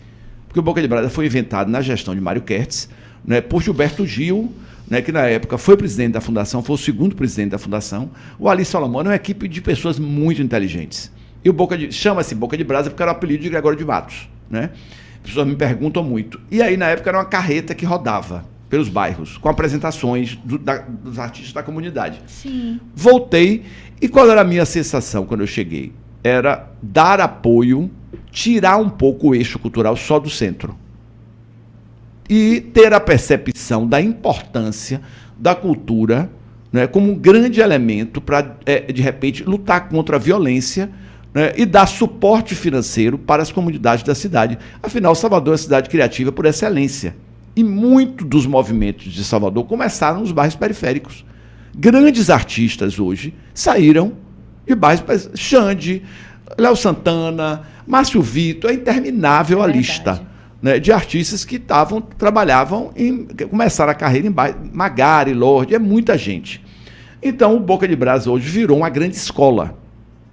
E, principalmente, o que é que o Boca de Brasa faz hoje? Ele potencializa e acelera iniciativas que já existem nos bairros. Então, eu vou para os bairros, a gente vai para os bairros, né, com a parceria do Instituto Aliança e da SENDEC, que hoje é a Secretaria Parceira de Desenvolvimento Econômico, para o quê? Para a gente potencializar o que já está lá. Então, tem uma relação direta com a economia criativa. Não é mais belas artes. É permitir que esses grupos, pessoas, artistas, coletivos possam sobreviver fazendo aquilo que eles sabem fazer. E agora foi impressionante, porque a gente acabou de fazer um festival enorme de 3 dias, né, com uma movimentação grande, podcast, apresentações, né, por exemplo, tem um grupo de stand-upistas mulheres que começaram em Cajazeiras. Oh, que legal. Uma delas hoje já está em São Paulo, entendeu? E assim, normalmente stand-up é homem, e elas são um grupo de mulheres, né? E elas se apresentaram agora. E por aí vai, são outras e outras iniciativas. E a gente fez um festival e o secretário de Cultura de São Paulo mandou um representante para cá e quer levar para lá. Então, assim, o Brasil já está percebendo, o diretor do Norte do Morro se encantou com o projeto também, né? Então é muito bom que a gente perceba, né, que Salvador hoje, eu brinco sempre, eu digo, Bruno, você tem uma das maiores e melhores gestões do Brasil. Precisa comunicar. Verdade. A Bahia e Salvador tem uma coisa meio uterina. Você fica aqui e não sai, roda aqui dentro. É uma cidade complicada nesse sentido. Eu digo, bote o bloco na rua. Porque hoje a defesa civil, meu querido Sóstenes, é referência no Brasil inteiro. As pessoas vêm para cá para entender o que é que a Bahia faz, o que é que Salvador faz, aliás. Né? Então, isso precisa se comunicar. E o movimento cultural daqui, né, o trabalho que Pedro fez à frente da secretaria, né, assim, o trabalho agora que a Ana Paula com certeza está começando a fazer. Né? Então, a gente tem hoje muitos pontos positivos. E o Boca de Brasa é a paixão mesmo, né, que a gente tem. Os nossos editais também têm um apoio muito grande. E agora eu vou começar um movimento também de apoio aos artistas profissionais. Meus colegas de teatro pedem há muito tempo, né, que se crie uma forma de fomentar os espetáculos para o teatro urbano voltar a ser uma grande referência nacional.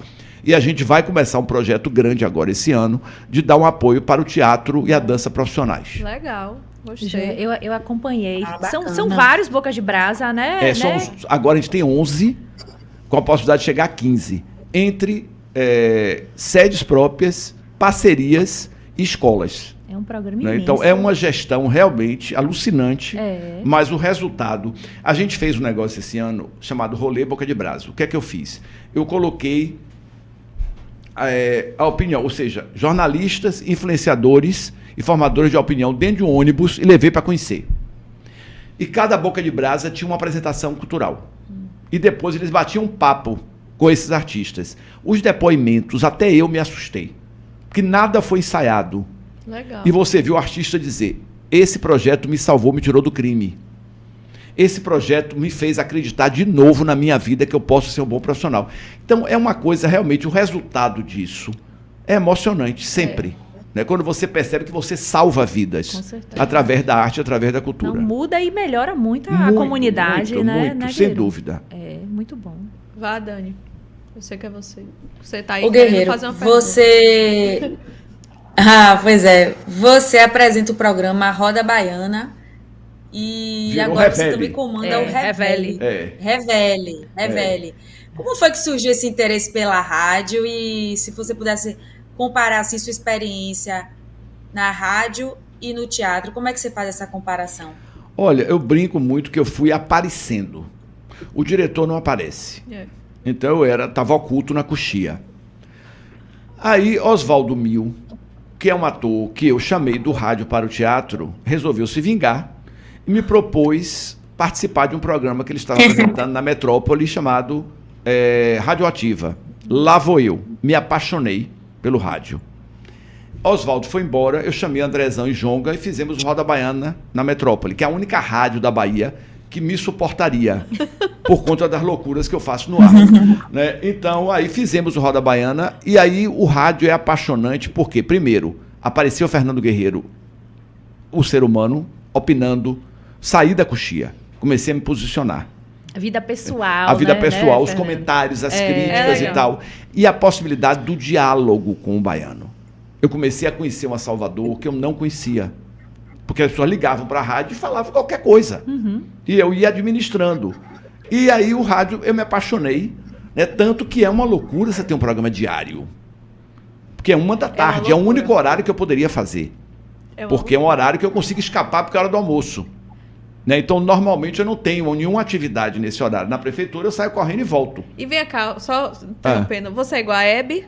Como é? Não, se eu chegar antes, não dá certo. Eu tenho que chegar no susto, fazer o programa e ir embora. Mas você sabe o tema. Não, a pauta eu faço. Certo. Né, toda. Mas, assim, normalmente, assim, eu dou uma lida no material antes, mas não lá, entendeu? E chego, tem que chegar e é um bate. Chega fresco. A ideia é um bate-papo de bar. Se ficar duro, não presta. Perde a graça. E é o Perde que a o pessoal graça. nessa Não hora presta. tá querendo... A espontaneidade, né? A espontaneidade, com E lá certeza. tem uma coisa assim, hoje a gente tem um movimento no chat, porque aí depois veio a imagem, que não tinha. Então hoje eu tô todo dia no YouTube. A cara ficou conhecida, acabou a privacidade. Né? Então isso é outra loucura, porque aí essas pessoas são ótimas, porque ele fica... Aí o Correio da Bahia, aí eu comecei a fazer uns vídeos, o Correio da Bahia, vem, aí tem o Fala Guerreiro. Exatamente, eu ia perguntar. Toda você semana também eu gravo. colunista, né? Toda Correio semana da eu Bahia, gravo Fala Guerreiro. alguma coisa pro Fala Guerreiro. E aí o Fala Guerreiro já é o quê? Minha cara também, né? E toda semana eu tenho que ter ideia e tem que durar 1 minuto. É o que eu quero saber, como é que você escolhe esses temas? É em cima, são duas coisas. Eu tenho uns temas reserva, que são, digamos, universais. Vizinho chato, ciumeiro, não sei o quê. E o que está acontecendo na semana. A única coisa que eu evito é política. Primeiro, porque eu estou na gestão. E segundo, porque eu acho que eu vou para uma seara perigosa. Sim. Também acho. Vai gerar confusão e tal, mas é comportamento. E os dias atuais lhe dão material diariamente. O que não falta é maluquice. Então, assim, tem coisas que pegam mais e tem coisas que não tem tanta adesão.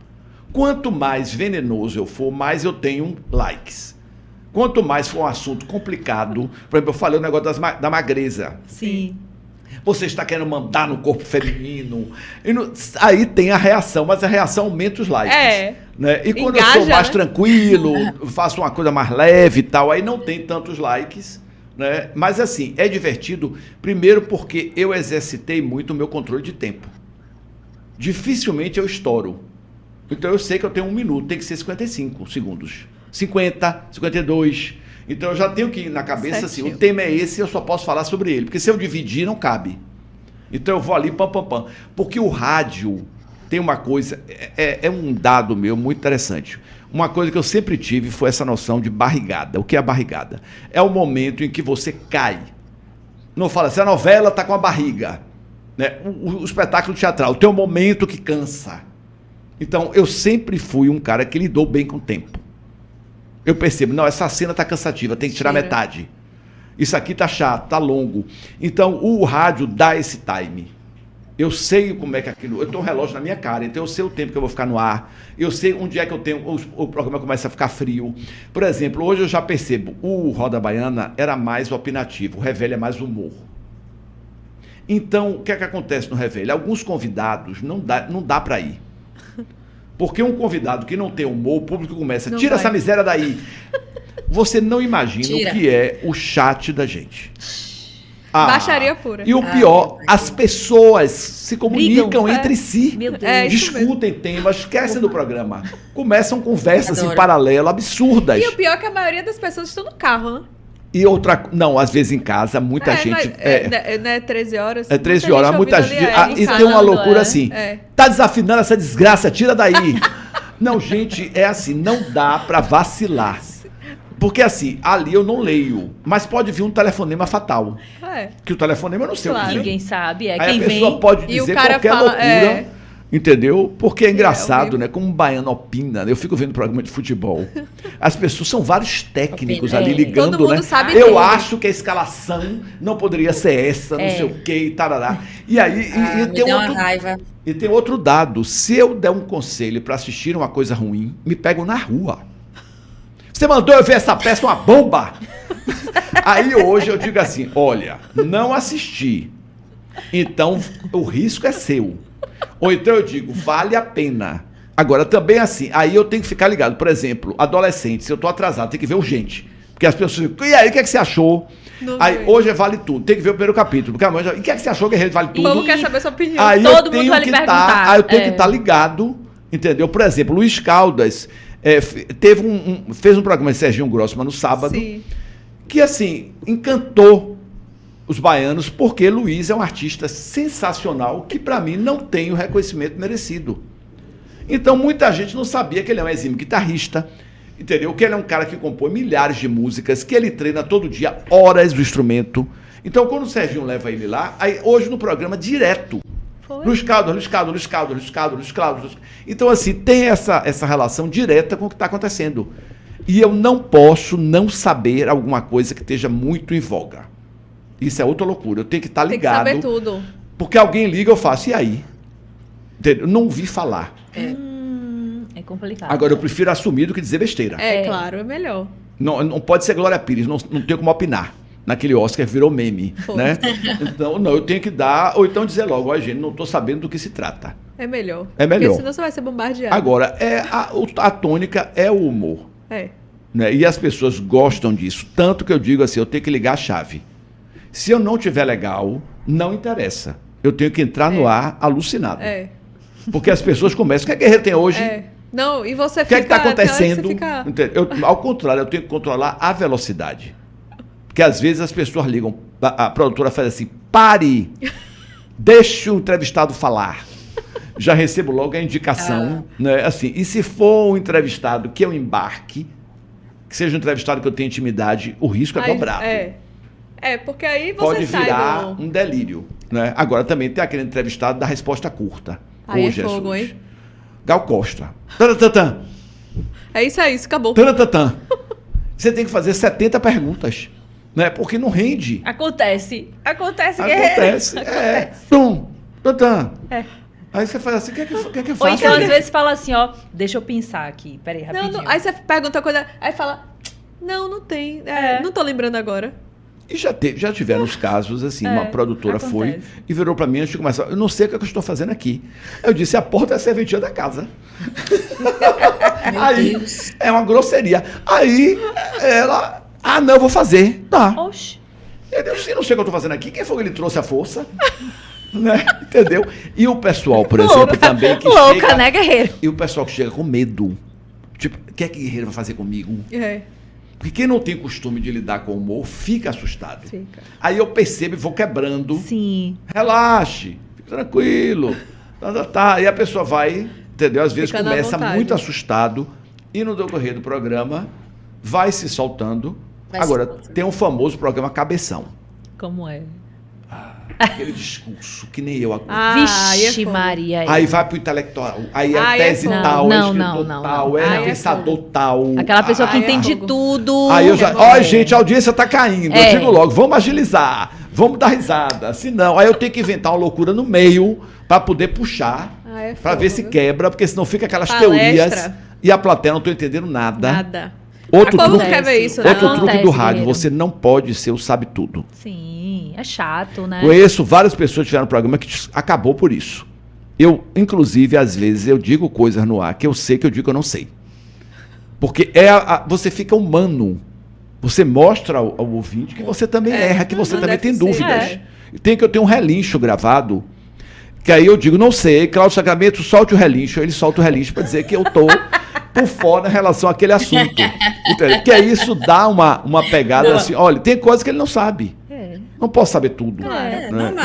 E outra coisa, pergunta ao ouvinte, é genial. Isso é ótimo. A gente tem aqui pergunta tal coisa, não viu? Tal coisa, chegam 10 respostas simultâneas, certas. Ajuda os universitários. De uma ouvinte questão. Responde, tem uma questão. Que ano morreu fulano? Entendi. Beltrano tá vivo? Morreu em tal época, não sei onde. Na mesma hora mandam. Entendeu? Eu digo que eu não preciso ter ninguém na produção para responder isso. Porque o ouvinte responde imediatamente, né? Eu digo sempre tem ouvinte cabeção que vai me responder. Ô Guerreiro, 2018, você estreou o Revele. Que você não fala no programa Revele, é Revele, né? Você estreou o espetáculo Revele. Eu queria saber como foi subir aos palcos depois de tanto tempo dirigindo. Olha, assim, quando eu fiz 40 anos de carreira, eu disse assim, eu não vou escrever livro nenhum, porque eu não sou escritor. Então eu vou pro palco para contar as coisas, os meus casos de vida. Foi uma experiência angustiante ao extremo, né? Porque eu não me vejo ator, tanto que eu não fazia um personagem, era eu. Era meio com a palestra de autoajuda, sei lá como é que eu defino aqui, no stand-up, é tudo misturado. É um talk show com o stand-up, né? Então, agora, para mim, teve um grande aprendizado como diretor, porque eu me vi na pele do lobo. Ali eu estava sendo ator. Então eu percebi um monte de coisa que o ator passa que eu nunca tinha notado, porque eu nunca estive no palco. Entendi. Então foi um aprendizado enorme para mim, para lidar com atores daí por diante, né? Porque o palco tem uma coisa que é muito complicada. Você sai da realidade sem sair. E as pessoas dizem assim, mas o que é isso? Eu digo, ali você cria um universo paralelo. Que tem uma dinâmica própria. Então você está sabendo que você está ali, mas você tem um controle outro de um mundo paralelo. Teve um dia que eu dei um pulo no texto, e aí eu fazia, como é que eu vou voltar e saber onde é que eu parei? É um desafio, e tudo isso falando, que eu não podia parar de dizer... Pensando, Entendeu? Não. Então, assim, é uma coisa assim, o diretor nunca me abandonou.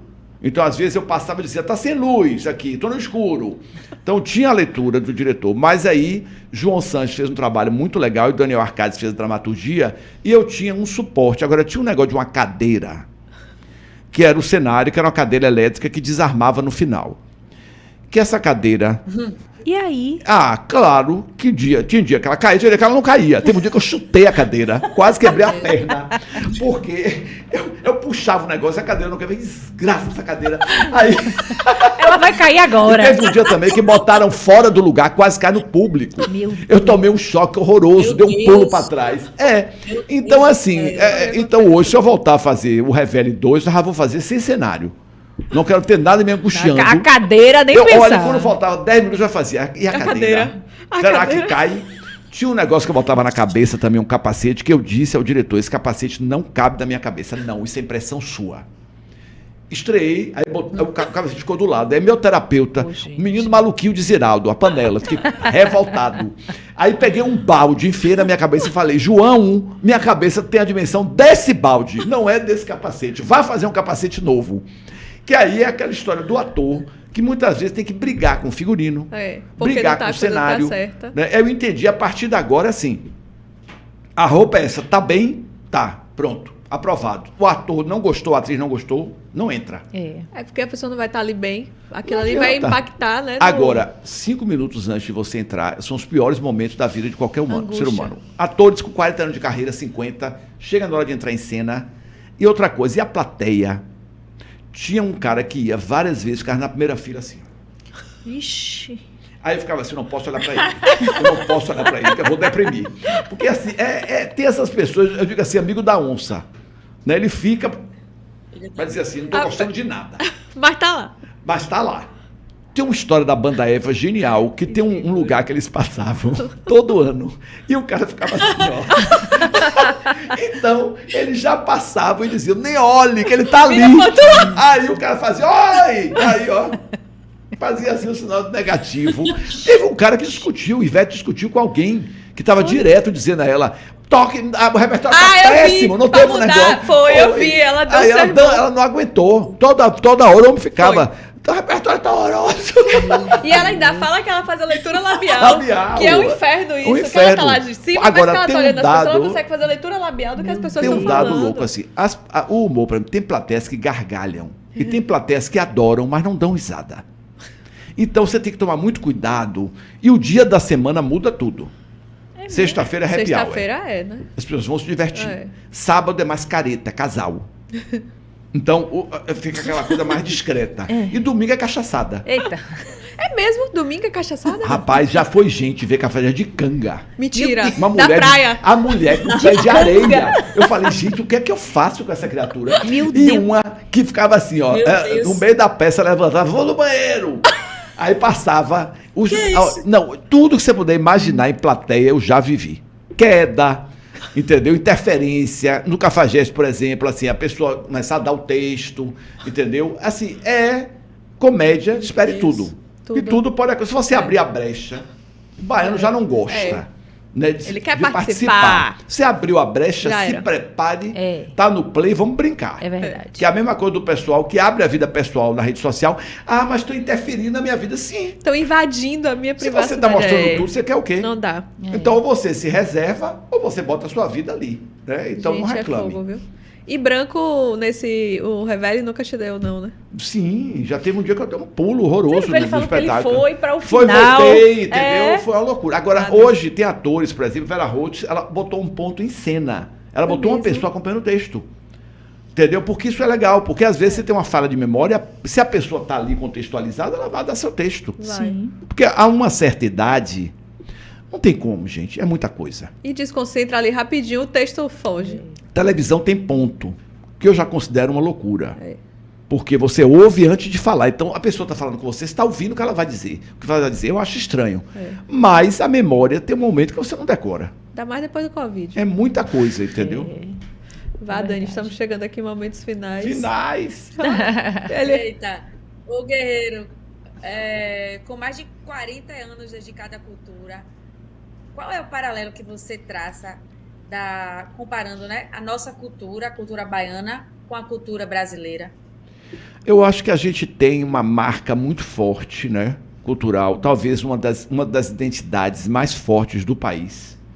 Né? Assim, a Bahia é uma referência cultural, né, para o Brasil e para o mundo. Então, o que eu considero mais genial eu gravei essa semana um vídeo para o Correio dando os parabéns à cidade, dizendo: eu não seria artista como eu sou se eu tivesse nascido em outro lugar. Porque a minha arte tem uma relação direta com a cidade, com a forma da cidade. E vários artistas têm essa relação, né? Que é Deus me livre de não ser baiana, aquela música de Saulo que eu acho genial, né? Um hino. Então eu acho que tem essa pegada que é muito particular, que é uma misturada geral, né, que a gente vive aqui. Salvador é a cidade da mistura e ao mesmo tempo é a cidade da criatividade, da irreverência. Né? Então eu acho que isso tudo junto dá uma marca muito forte. Então você tem no Brasil regiões e cidades, Recife tem uma cultura muito própria, né? O Rio de Janeiro tem uma cultura muito própria, já São Paulo é a misturada, não tem uma marca própria. É verdade. Né? Então, assim, Rio Grande do Sul tem uma marca muito própria, já o Paraná não tem. Então, assim, a gente tem agora, no Brasil, eu sou suspeito para falar, mas eu acho que Salvador e Bahia são únicos. Né? Assim, é uma marca fortíssima e Salvador voltou à moda. Voltou As pessoas estão vindo para cá o ano inteiro, né, sem parar. O carnaval é overbooking, né? No ano passado lotado. Teve aquele fenômeno de ter que fechar a rua, porque não cabia mais ninguém. Então eu acho que a gente voltou, o mundo começou a se interessar de novo pela cidade e eu acho isso genial. Perfeito. Primeiro você falou. E as pessoas são mais alegres aí em Salvador, Guerreiro? Tem uma coisa que, assim, o baiano tira partido das situações, né? Então tem uma coisa de uma diversão, de uma criatividade muito grandes. Isso é fato. É verdade. Não, e ainda tem aqui, a gente pode falar mal aqui da gente alguma coisa, mas se alguém falar... E aí ninguém aceita, né? Nem vem que não tem, né? Não eu adianta. quero que você me trace aí para um turista ou um soteropolitano um roteiro, um dia em Salvador. O que é que você faria? Olha, eu acho que você um dia em Salvador, primeiro, você tem que ir para o centro histórico, circular, né? Comércio, Rua Chile, que está sendo revitalizada, né? Mandar um abraço aí para Mazaferi e para Andréa Velame, que estão fazendo um trabalho excepcional ali, né? Fantástico, que ali você tem a essência, o suco da cidade está ali. Né? Dar um pulo na periferia, conhecer a periferia da cidade. Para mim, as praias mais bonitas de Salvador estão no subúrbio ferroviário. É engraçado que eu moro na Pituba com vista a mar, mas no mar da Pituba não tem... Qual é a graça? Aí você vai no Monte Serra, olha aquela vista, fica... O que é isso? A Ribeira, né? Você faz, meu Deus, não é possível. Guerreiro Pedro Torinho falou a mesma coisa das praias. É isso, é incrível isso, mas né? Como você tem. Então você tem que ir na Cidade Baixa, tem que conhecer o subúrbio ferroviário. E de preferência, vá no Boca de Galinha, no subúrbio, e volte de barquinho e vá na sorveteria da Ribeira. Que aí é um passeio sensacional, né? Entendeu? Então é basicamente isso. Centro Histórico Subúrbio. Pronto. É o que eu sugeriria. E eu quero um conselho que você daria para um jovem ou adulto que queira se jogar nesse mundo, né, da arte cênica. O que é que você... Olha, primeiro diria, dá trabalho. Tem uma frase que o Grupo de Mente usa, o Conexões Criativas, que tem até uma sacola escrito, arte dá trabalho. Eu adoro isso, porque é prazeroso, mas entenda que é uma profissão como outra qualquer. Você vai trabalhar para divertir e entreter as pessoas. Trabalhar para. Então, essa é a primeira coisa que eu digo logo. Você está preparado para ser um artista disciplinado, para encarar o que você vai fazer como uma carreira, porque isso, se for objetivo, ser carreira. Pode ser uma coisa que você use como uma terapia, como uma atividade adicional e tal. Mas a primeira coisa é você entender que você vai ter que ser uma pessoa responsável e um grande profissional. E aguçar muito o seu senso de responsabilidade e principalmente de oportunidade. É uma área difícil, né? É uma área realmente complicada e você não pode deixar o trem passar. Então se ligar para saber, o curso é ideal fazer aqui, ou você vai para São Paulo fazer em São Paulo, certo? E outra coisa, qual é sua marca? Isso é uma coisa que eu falo sempre. Você tem que descobrir aquilo que você faz e que ninguém faz. Porque ali vai estar... Olha, preciso de um ator assim. Vamos chamar essa pessoa, uma atriz assado. Meu vínculo com a comédia virou uma marca. Então, essa comédia tem que chamar Guerreiro para fazer. Entendeu? Então, essa marca é tal atriz. Então, tem que fazer tal personagem. Chama a Regina Casé. Já é certo. Que vai dar certo. Não vai ter erro. Paulo Gustavo. Assim, esses artistas que imprimiram uma marca muito forte. Né? E também tem os múltiplos, que são raros. Fernanda Montenegro faz da Granfina a essa vitória maravilhosa, está em cartaz, um filme brilhante, né? Então, agora, não são todos os artistas que têm essa palheta. Então, se você imprime sua marca, que pode ser, inclusive, a diversidade. Pode chamar Wagner, que ele faz qualquer papel. Eu ia falar dele. Pronto. Entendeu? Agora, você tem que se transformar em alguém imprescindível. Ou seja, e outra coisa, sucesso é efêmero. Gestão de carreira é o mais complicado. Se você não é capaz de fazer isso, entregue isso para alguém. Porque senão sua carreira não vai durar. Tinha um programa de rádio aqui, que toda semana eles botavam uma banda que só fez sucesso com uma música, que me dava angústia, que toda semana tinha uma. E eu fazia, meu Deus, é verdade. E era um sucesso estrondoso. Mas só foi um. E acabou ali. Meu Deus. Então, assim, tem isso, né? Assim, é aquela coisa, estourou, não soube seguir e ficou ali. Como atores que fazem um grande trabalho, ninguém mais ouve falar. Né? Oscar, por exemplo, que diz que tem a maldição do Oscar, né? Que às vezes a pessoa ganha um Oscar e acaba a carreira. É verdade. Né? Assim, então tem essa coisa de saber como... tem que ter planejar o futuro, se organizar, entendeu? É uma carreira como outra qualquer. Certo? Agora, por isso exige gestão e inteligência na administração da carreira. Eu acho que toda faculdade de teatro tinha que ter gestão de carreira, gestão de carreira. Verdade. Fora a faculdade de curso aqui, o que é que você indica? Olha, eu acho que hoje, se você for para o contemporâneo, na escola de Wolf Maia, né, tem no Rio, tem em São Paulo, eu considero que é um trabalho muito bem feito. Porque prepara você para TV, cinema e teatro. Então é uma formação mais completa hoje. Né? Porque hoje o artista... antigamente as pessoas me perguntavam, Ana Mameto é cantora ou atriz? Os Estados Unidos já aboliu isso há muito tempo. A Beyoncé fez cinema, né? Madonna fez cinema, ou seja, vários artistas transitam por várias áreas. Então hoje o ator e a atriz têm que saber cantar razoavelmente bem, dançar razoavelmente bem, interpretar bem. Né? Pilotar Tom Cruise. Tudo meu Deus. assim, sabe? Então é uma coisa, se você tiver noção de câmera, melhor. Puder fazer um curso de direção, você vai saber muito melhor como se posicionar. Sim. Né? Então vai saber onde é que está a sua luz, se está boa, se não está. Então eu diria que é uma mistura de aptidões e Wolf um pouco dá isso. Né? Então eu acho que tem a Cal também no Rio para quem quer fazer teatro, que é uma escola muito interessante. A escola de teatro da UFBA tem um curso muito bom, né, para quem quer começar. Eu digo sempre, é bom entrar na escola? Sim. É bom você ter uma base teórica.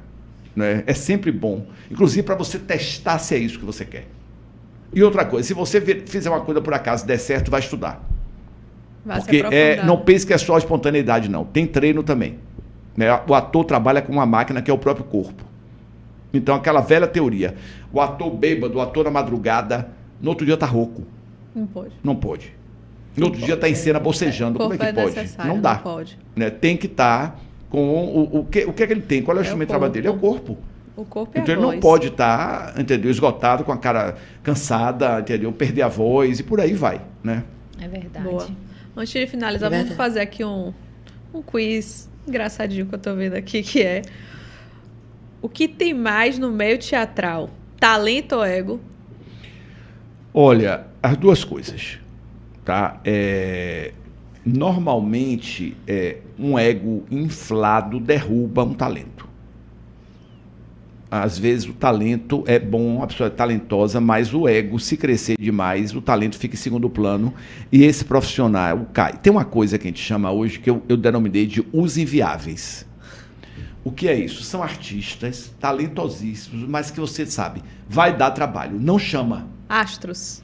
Não, a televisão, hoje, tudo é muito cronometrado. Então, uma Vera Fischer que atrasava 8 horas para gravar, não existe mais isso na indústria. Não tem mais como você esperar um ator 8 horas, pegar uma equipe de 200 pessoas de braço cruzado. Acabou.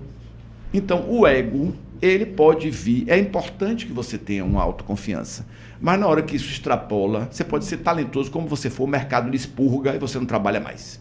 Deixa eu ver outra aqui. Se pudesse apagar uma peça da sua memória, qual seria? 3 Homens Baixos, que eu fiz no Rio, né, que eu acho que foi uma peça que eu não gosto de ter feito.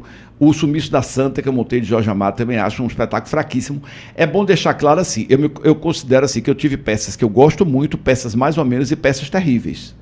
As pessoas lembram dos sucessos, claro. Mas a física da bomba horrorosa. Mas é tudo um processo, né? Mas é um processo. Eu falo que a autocrítica do virginiano aí ataca, né? Tem peça minha que a pessoa assistia e dizia, adorei. Eu falei, é péssima. Não gosto. As pessoas não acreditavam, não gosto. Eu acho que esse trabalho não estava 100% legal, não ficou bom. Então tem isso, tem peças que eu não gosto de ter feito, acho que não eram legais, entendeu? Eu dirigi um programa de TV aqui que eu considerava péssimo, horário geral, era horrível. Então tem coisas que eu fiz que eu acho que eu não, entendeu? Não gosto de ter feito. Eu acho que ali, agora Tava bem. Não estava bem. Isso acontece com qualquer artista. Faz entendeu? parte Tem coisas que você faz assim, desandou. É igual a receita. Você faz vatapá, um dia você chega na cozinha, não erra o ponto. Já era. Aí sai aquele vatapá meieiro, aguado. Qual foi o pedido mais absurdo que um ator já fez no camarim? Se eu não comer um sanduíche daquela vara de sal, eu não vou entrar. E aí eu mandei buscar no Forte São Pedro, na Favorita, e a pessoa comeu, e a partir daí eu descobri que todo dia tinha que vir esse negócio para esse ator entrar, senão ele não conseguia fazer a peça com fome. Entendeu? Então era. E uma atriz que me disse também, não gosto dessa roupa e vou entrar de calcinha e sutiã, e entrou. Mentira. Foi. E aí foi uma loucura, né? E todo mundo assim, o que é isso? E aí no outro dia tinha outra roupa. Claro, protesto ao vivo. Já quis fingir que não conhecia alguém no meio artístico? Não, é uma Nunca coisa seja louco, interessante que assim, eu estava até conversando com vocês, assim, eu sou do estouro, eu não sou da mágoa. Então, quando eu tenho alguma questão, eu resolvo, tá? Eu tento resolver, eu tento apagar, porque eu acho que a mágoa é a base de várias doenças, inclusive o câncer. É verdade. Que eu acho que a base do câncer está na mágoa. É aquele sentimento que fica dentro de você e que vai lhe adoecendo, né? Então eu tento resolver minhas coisas ao vivo. E muita gente fala assim, mas essa pessoa já fez isso com você? Eu falei, sim, gente, passou. Não vou ter a mesma confiança, mas também não vou virar cara. Então eu acho que eu não tenho assim, um inimigo, alguém que você vai encontrar, não vai querer ver, vai virar de lado. Não. Tem pessoas que eu gosto muito mais, tem pessoas que eu gosto muito menos. Mas eu trato, né, com todo mundo bem. Não consigo manter. Muita gente assim, eu tô com raiva, quando eu encontro, trato normal. Não consigo. Cada um tá na sua prateleira, claro, né? Acabou. E às vezes muda de prateleira, viu? Às vezes me surpreende. Volta. Às vezes aquela fofinha apronta um horror horrível. Então é tudo variável, né? Variável. Tem que estar preparado. Tem algum aí, Dani? Tenho sim. O que é mais difícil? Dirigir uma peça ou controlar um elenco cheio de drama? Olha, as duas coisas caminham juntas, né? Porque o diretor ele tem que ter um lado meio psicólogo também. Quando você está ali, de alguma maneira, você é pai, mãe, tio, irmão. Então você tem que ter uma relação de empatia e de afetividade. Eu não gosto muito de excessiva intimidade, tá? Assim, namorar com gente de elenco, eu acho que embola tudo. Profissional. Eu acho que tem que ter ali até sair, eu sou meio avesso. Assim, terminou o ensaio, vai pro bar, nunca gostei. Terminou a apresentação, vai comer uma pizza, eventualmente.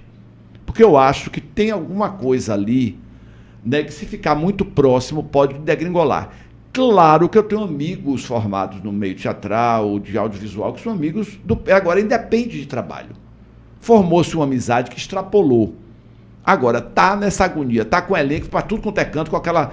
Eu tenho pavor à corda de caranguejo. Oh. Eu brinco sempre que eu não quero subir mais nenhum degrau no serviço público, porque eu tenho horror a assessor. Aquele povo que chega com 15 pessoas em volta, eu tenho pânico disso.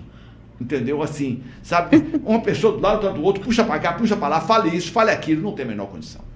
Entendeu? Corda de caranguejo, Deus me livre. É o terror, né? Então eu não gosto de andar elenco. Aí lá vai guerreiro com elenco. Não, quero não. Ô, guerreiro, eu tenho amanhece tomando café, tá lá. Eu tenho um amigo que ele vai saber quem é, que quando vê esse negócio de corda de caranguejo, ele fica assim, ó, vixe. Ele fala, dá vixe. Me dá vixe. Você sabe quem é. Teve um dia que um cantor entrou para fazer um espetáculo, acho que foi no Boca de Brasa, que eu contei 9 pessoas junto, que vieram em fila. Aí eu virei para esse cantor e falei, você sabe o que cada uma delas faz? Não. Então... Aí eu digo, você está gastando dinheiro à toa, né, meu amor? Vamos reduzir para 4? Que eu acho que vão, né? Porque é uma loucura, né? Um é para banar, o outro é para perguntar, o outro é... Produção. Se você vê muita gente numa produção, tá errado. Fica um bocado de barata tonta. Não sabe nem o que fazer. E aquelas pessoas em produção correndo de um lado para outro, tá tudo errado.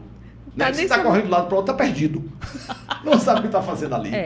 Então, você quer com aquele fone, né? E não sei o que, falando no fone, eu digo, não, tá todo mundo baratinado aqui. Nada a ver. É verdade. Meu Deus. Qual é a pior desculpa que um ator já deu para faltar ao ensaio? São várias, entendeu? E o pior, quando você percebe que é mentira.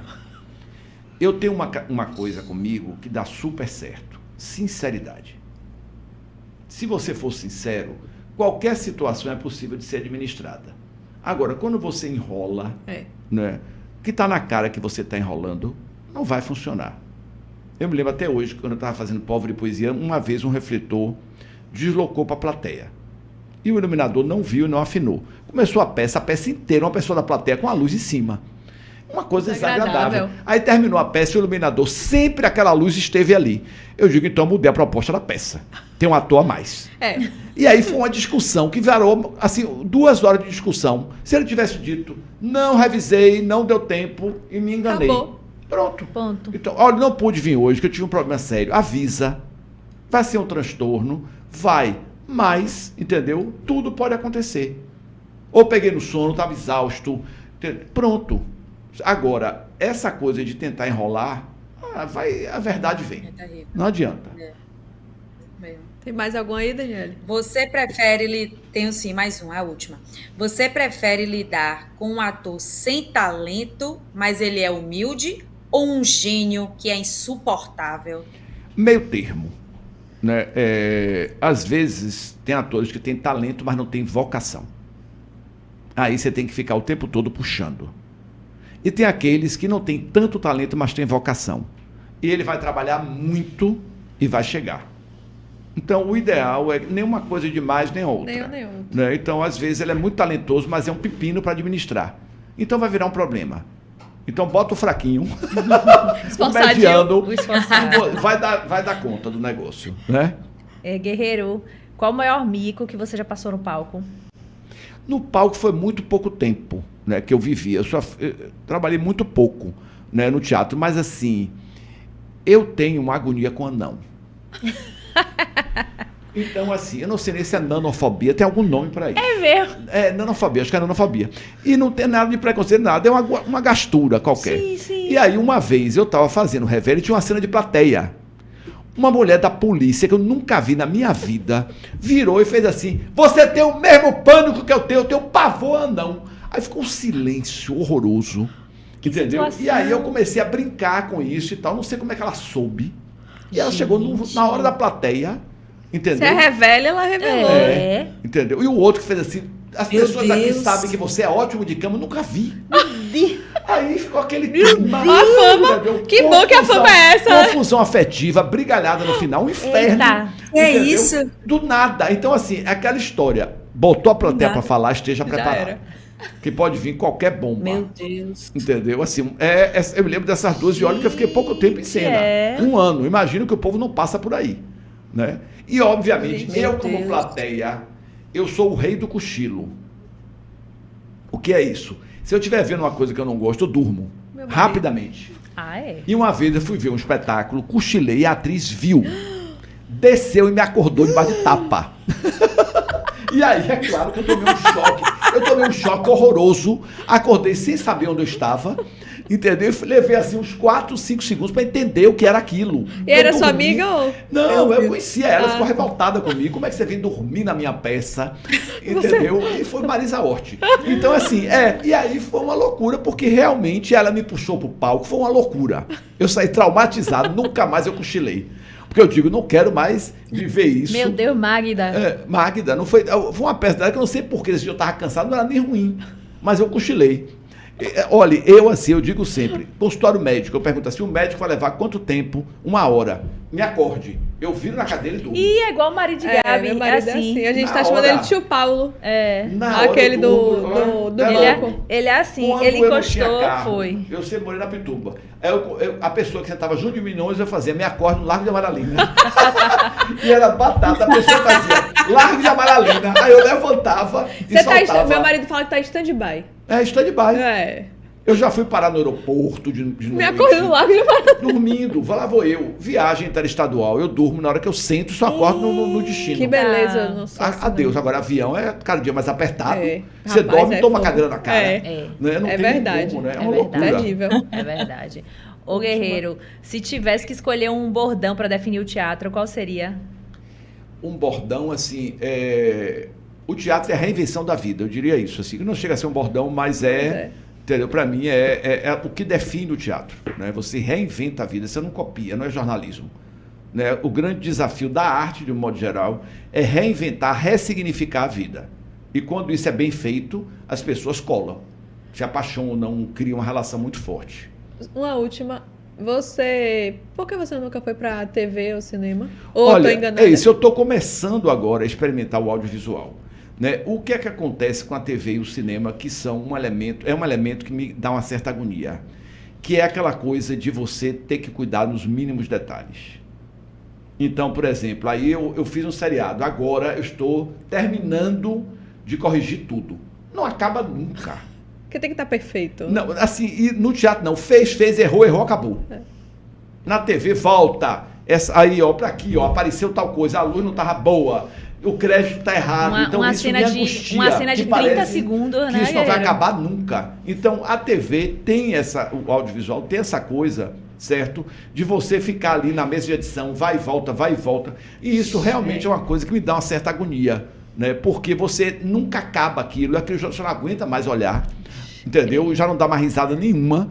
Então, isso é uma vocação. Então, dizer assim, eu faço. Fiz agora 2 experiências, mas com 2 comédias, e as 2 tinham participação de plateia, tinham um espaço para improviso.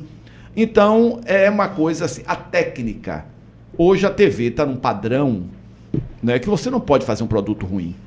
E aí você tem que ter realmente um cuidado muito grande, né, porque eventualmente você não pode botar um erro no ar, não pode botar uma coisa com som ruim, uma imagem escura, né, tudo. Não então pode mais trabalhoso, é um trabalho assim, de pegar cada coisa, e eu gosto muito do espontâneo, do imediato, certo? Então isso realmente entra um pouco em choque, é algo que eu faço, mas não é apaixonante para mim. Fazer uma cena 70 vezes, eu camo. Guerreiro. Eu vou querer matar o ator, matar a equipe, matar todo mundo. Acabou tudo ali mesmo. Tudo. E o que é que vem de novidade, projetos futuros? Olha, a grande novidade, assim, eu tô com 2 seriados prontos, o De Um Tudo e o Forrobodó da Paixão. Um vai entrar na Band e o outro vai entrar no SBT, provavelmente no máximo até o meio do ano. E vou fazer outros projetos também no audiovisual. Não me desencantei. E a possibilidade da remontagem de Vixe Maria, Deus Diabo na Bahia. Não, possibilidade não, tem que legal. ser. Estamos já captando, né, para fazer, então eu acho que vai ser um trabalho muito divertido. E estou conversando de novo com a Aninha Franco para retomarmos a parceria. A Aninha foi minha parceira em Cafajés, foi minha parceira em Oficina Condensada, para a gente bolar um novo espetáculo, né, provavelmente ligado ao humor, né, para poder voltar um pouco para o teatro, que é uma paixão, né, que eu estou aí na gestão e sinto muita falta desse ambiente do teatro, dessa criação, né? Massa. E a gente também sente falta, né? Com certeza. Tá precisando, tem que voltar isso aí. Teatro baiano tem que ter. Fernando. Mas ele falou, não tem problema, Fernando. Dani, quer deixar alguma mensagem? Claro. Não, só quero agradecer a presença desse convidado tão ilustre, que realmente nós 3 somos fãs, viu? Nossa. E foi muito bacana o programa, muito bacana mesmo, adorei te conhecer melhor. Um beijão, Guerreiro. Valeu, gente. Você. Quero agradecer também a presença de Guerreiro, foi ótimo. Você vê que ele é realmente a cultura baiana, o teatro, ele respira, a gente sente isso, você precisa do teatro, né?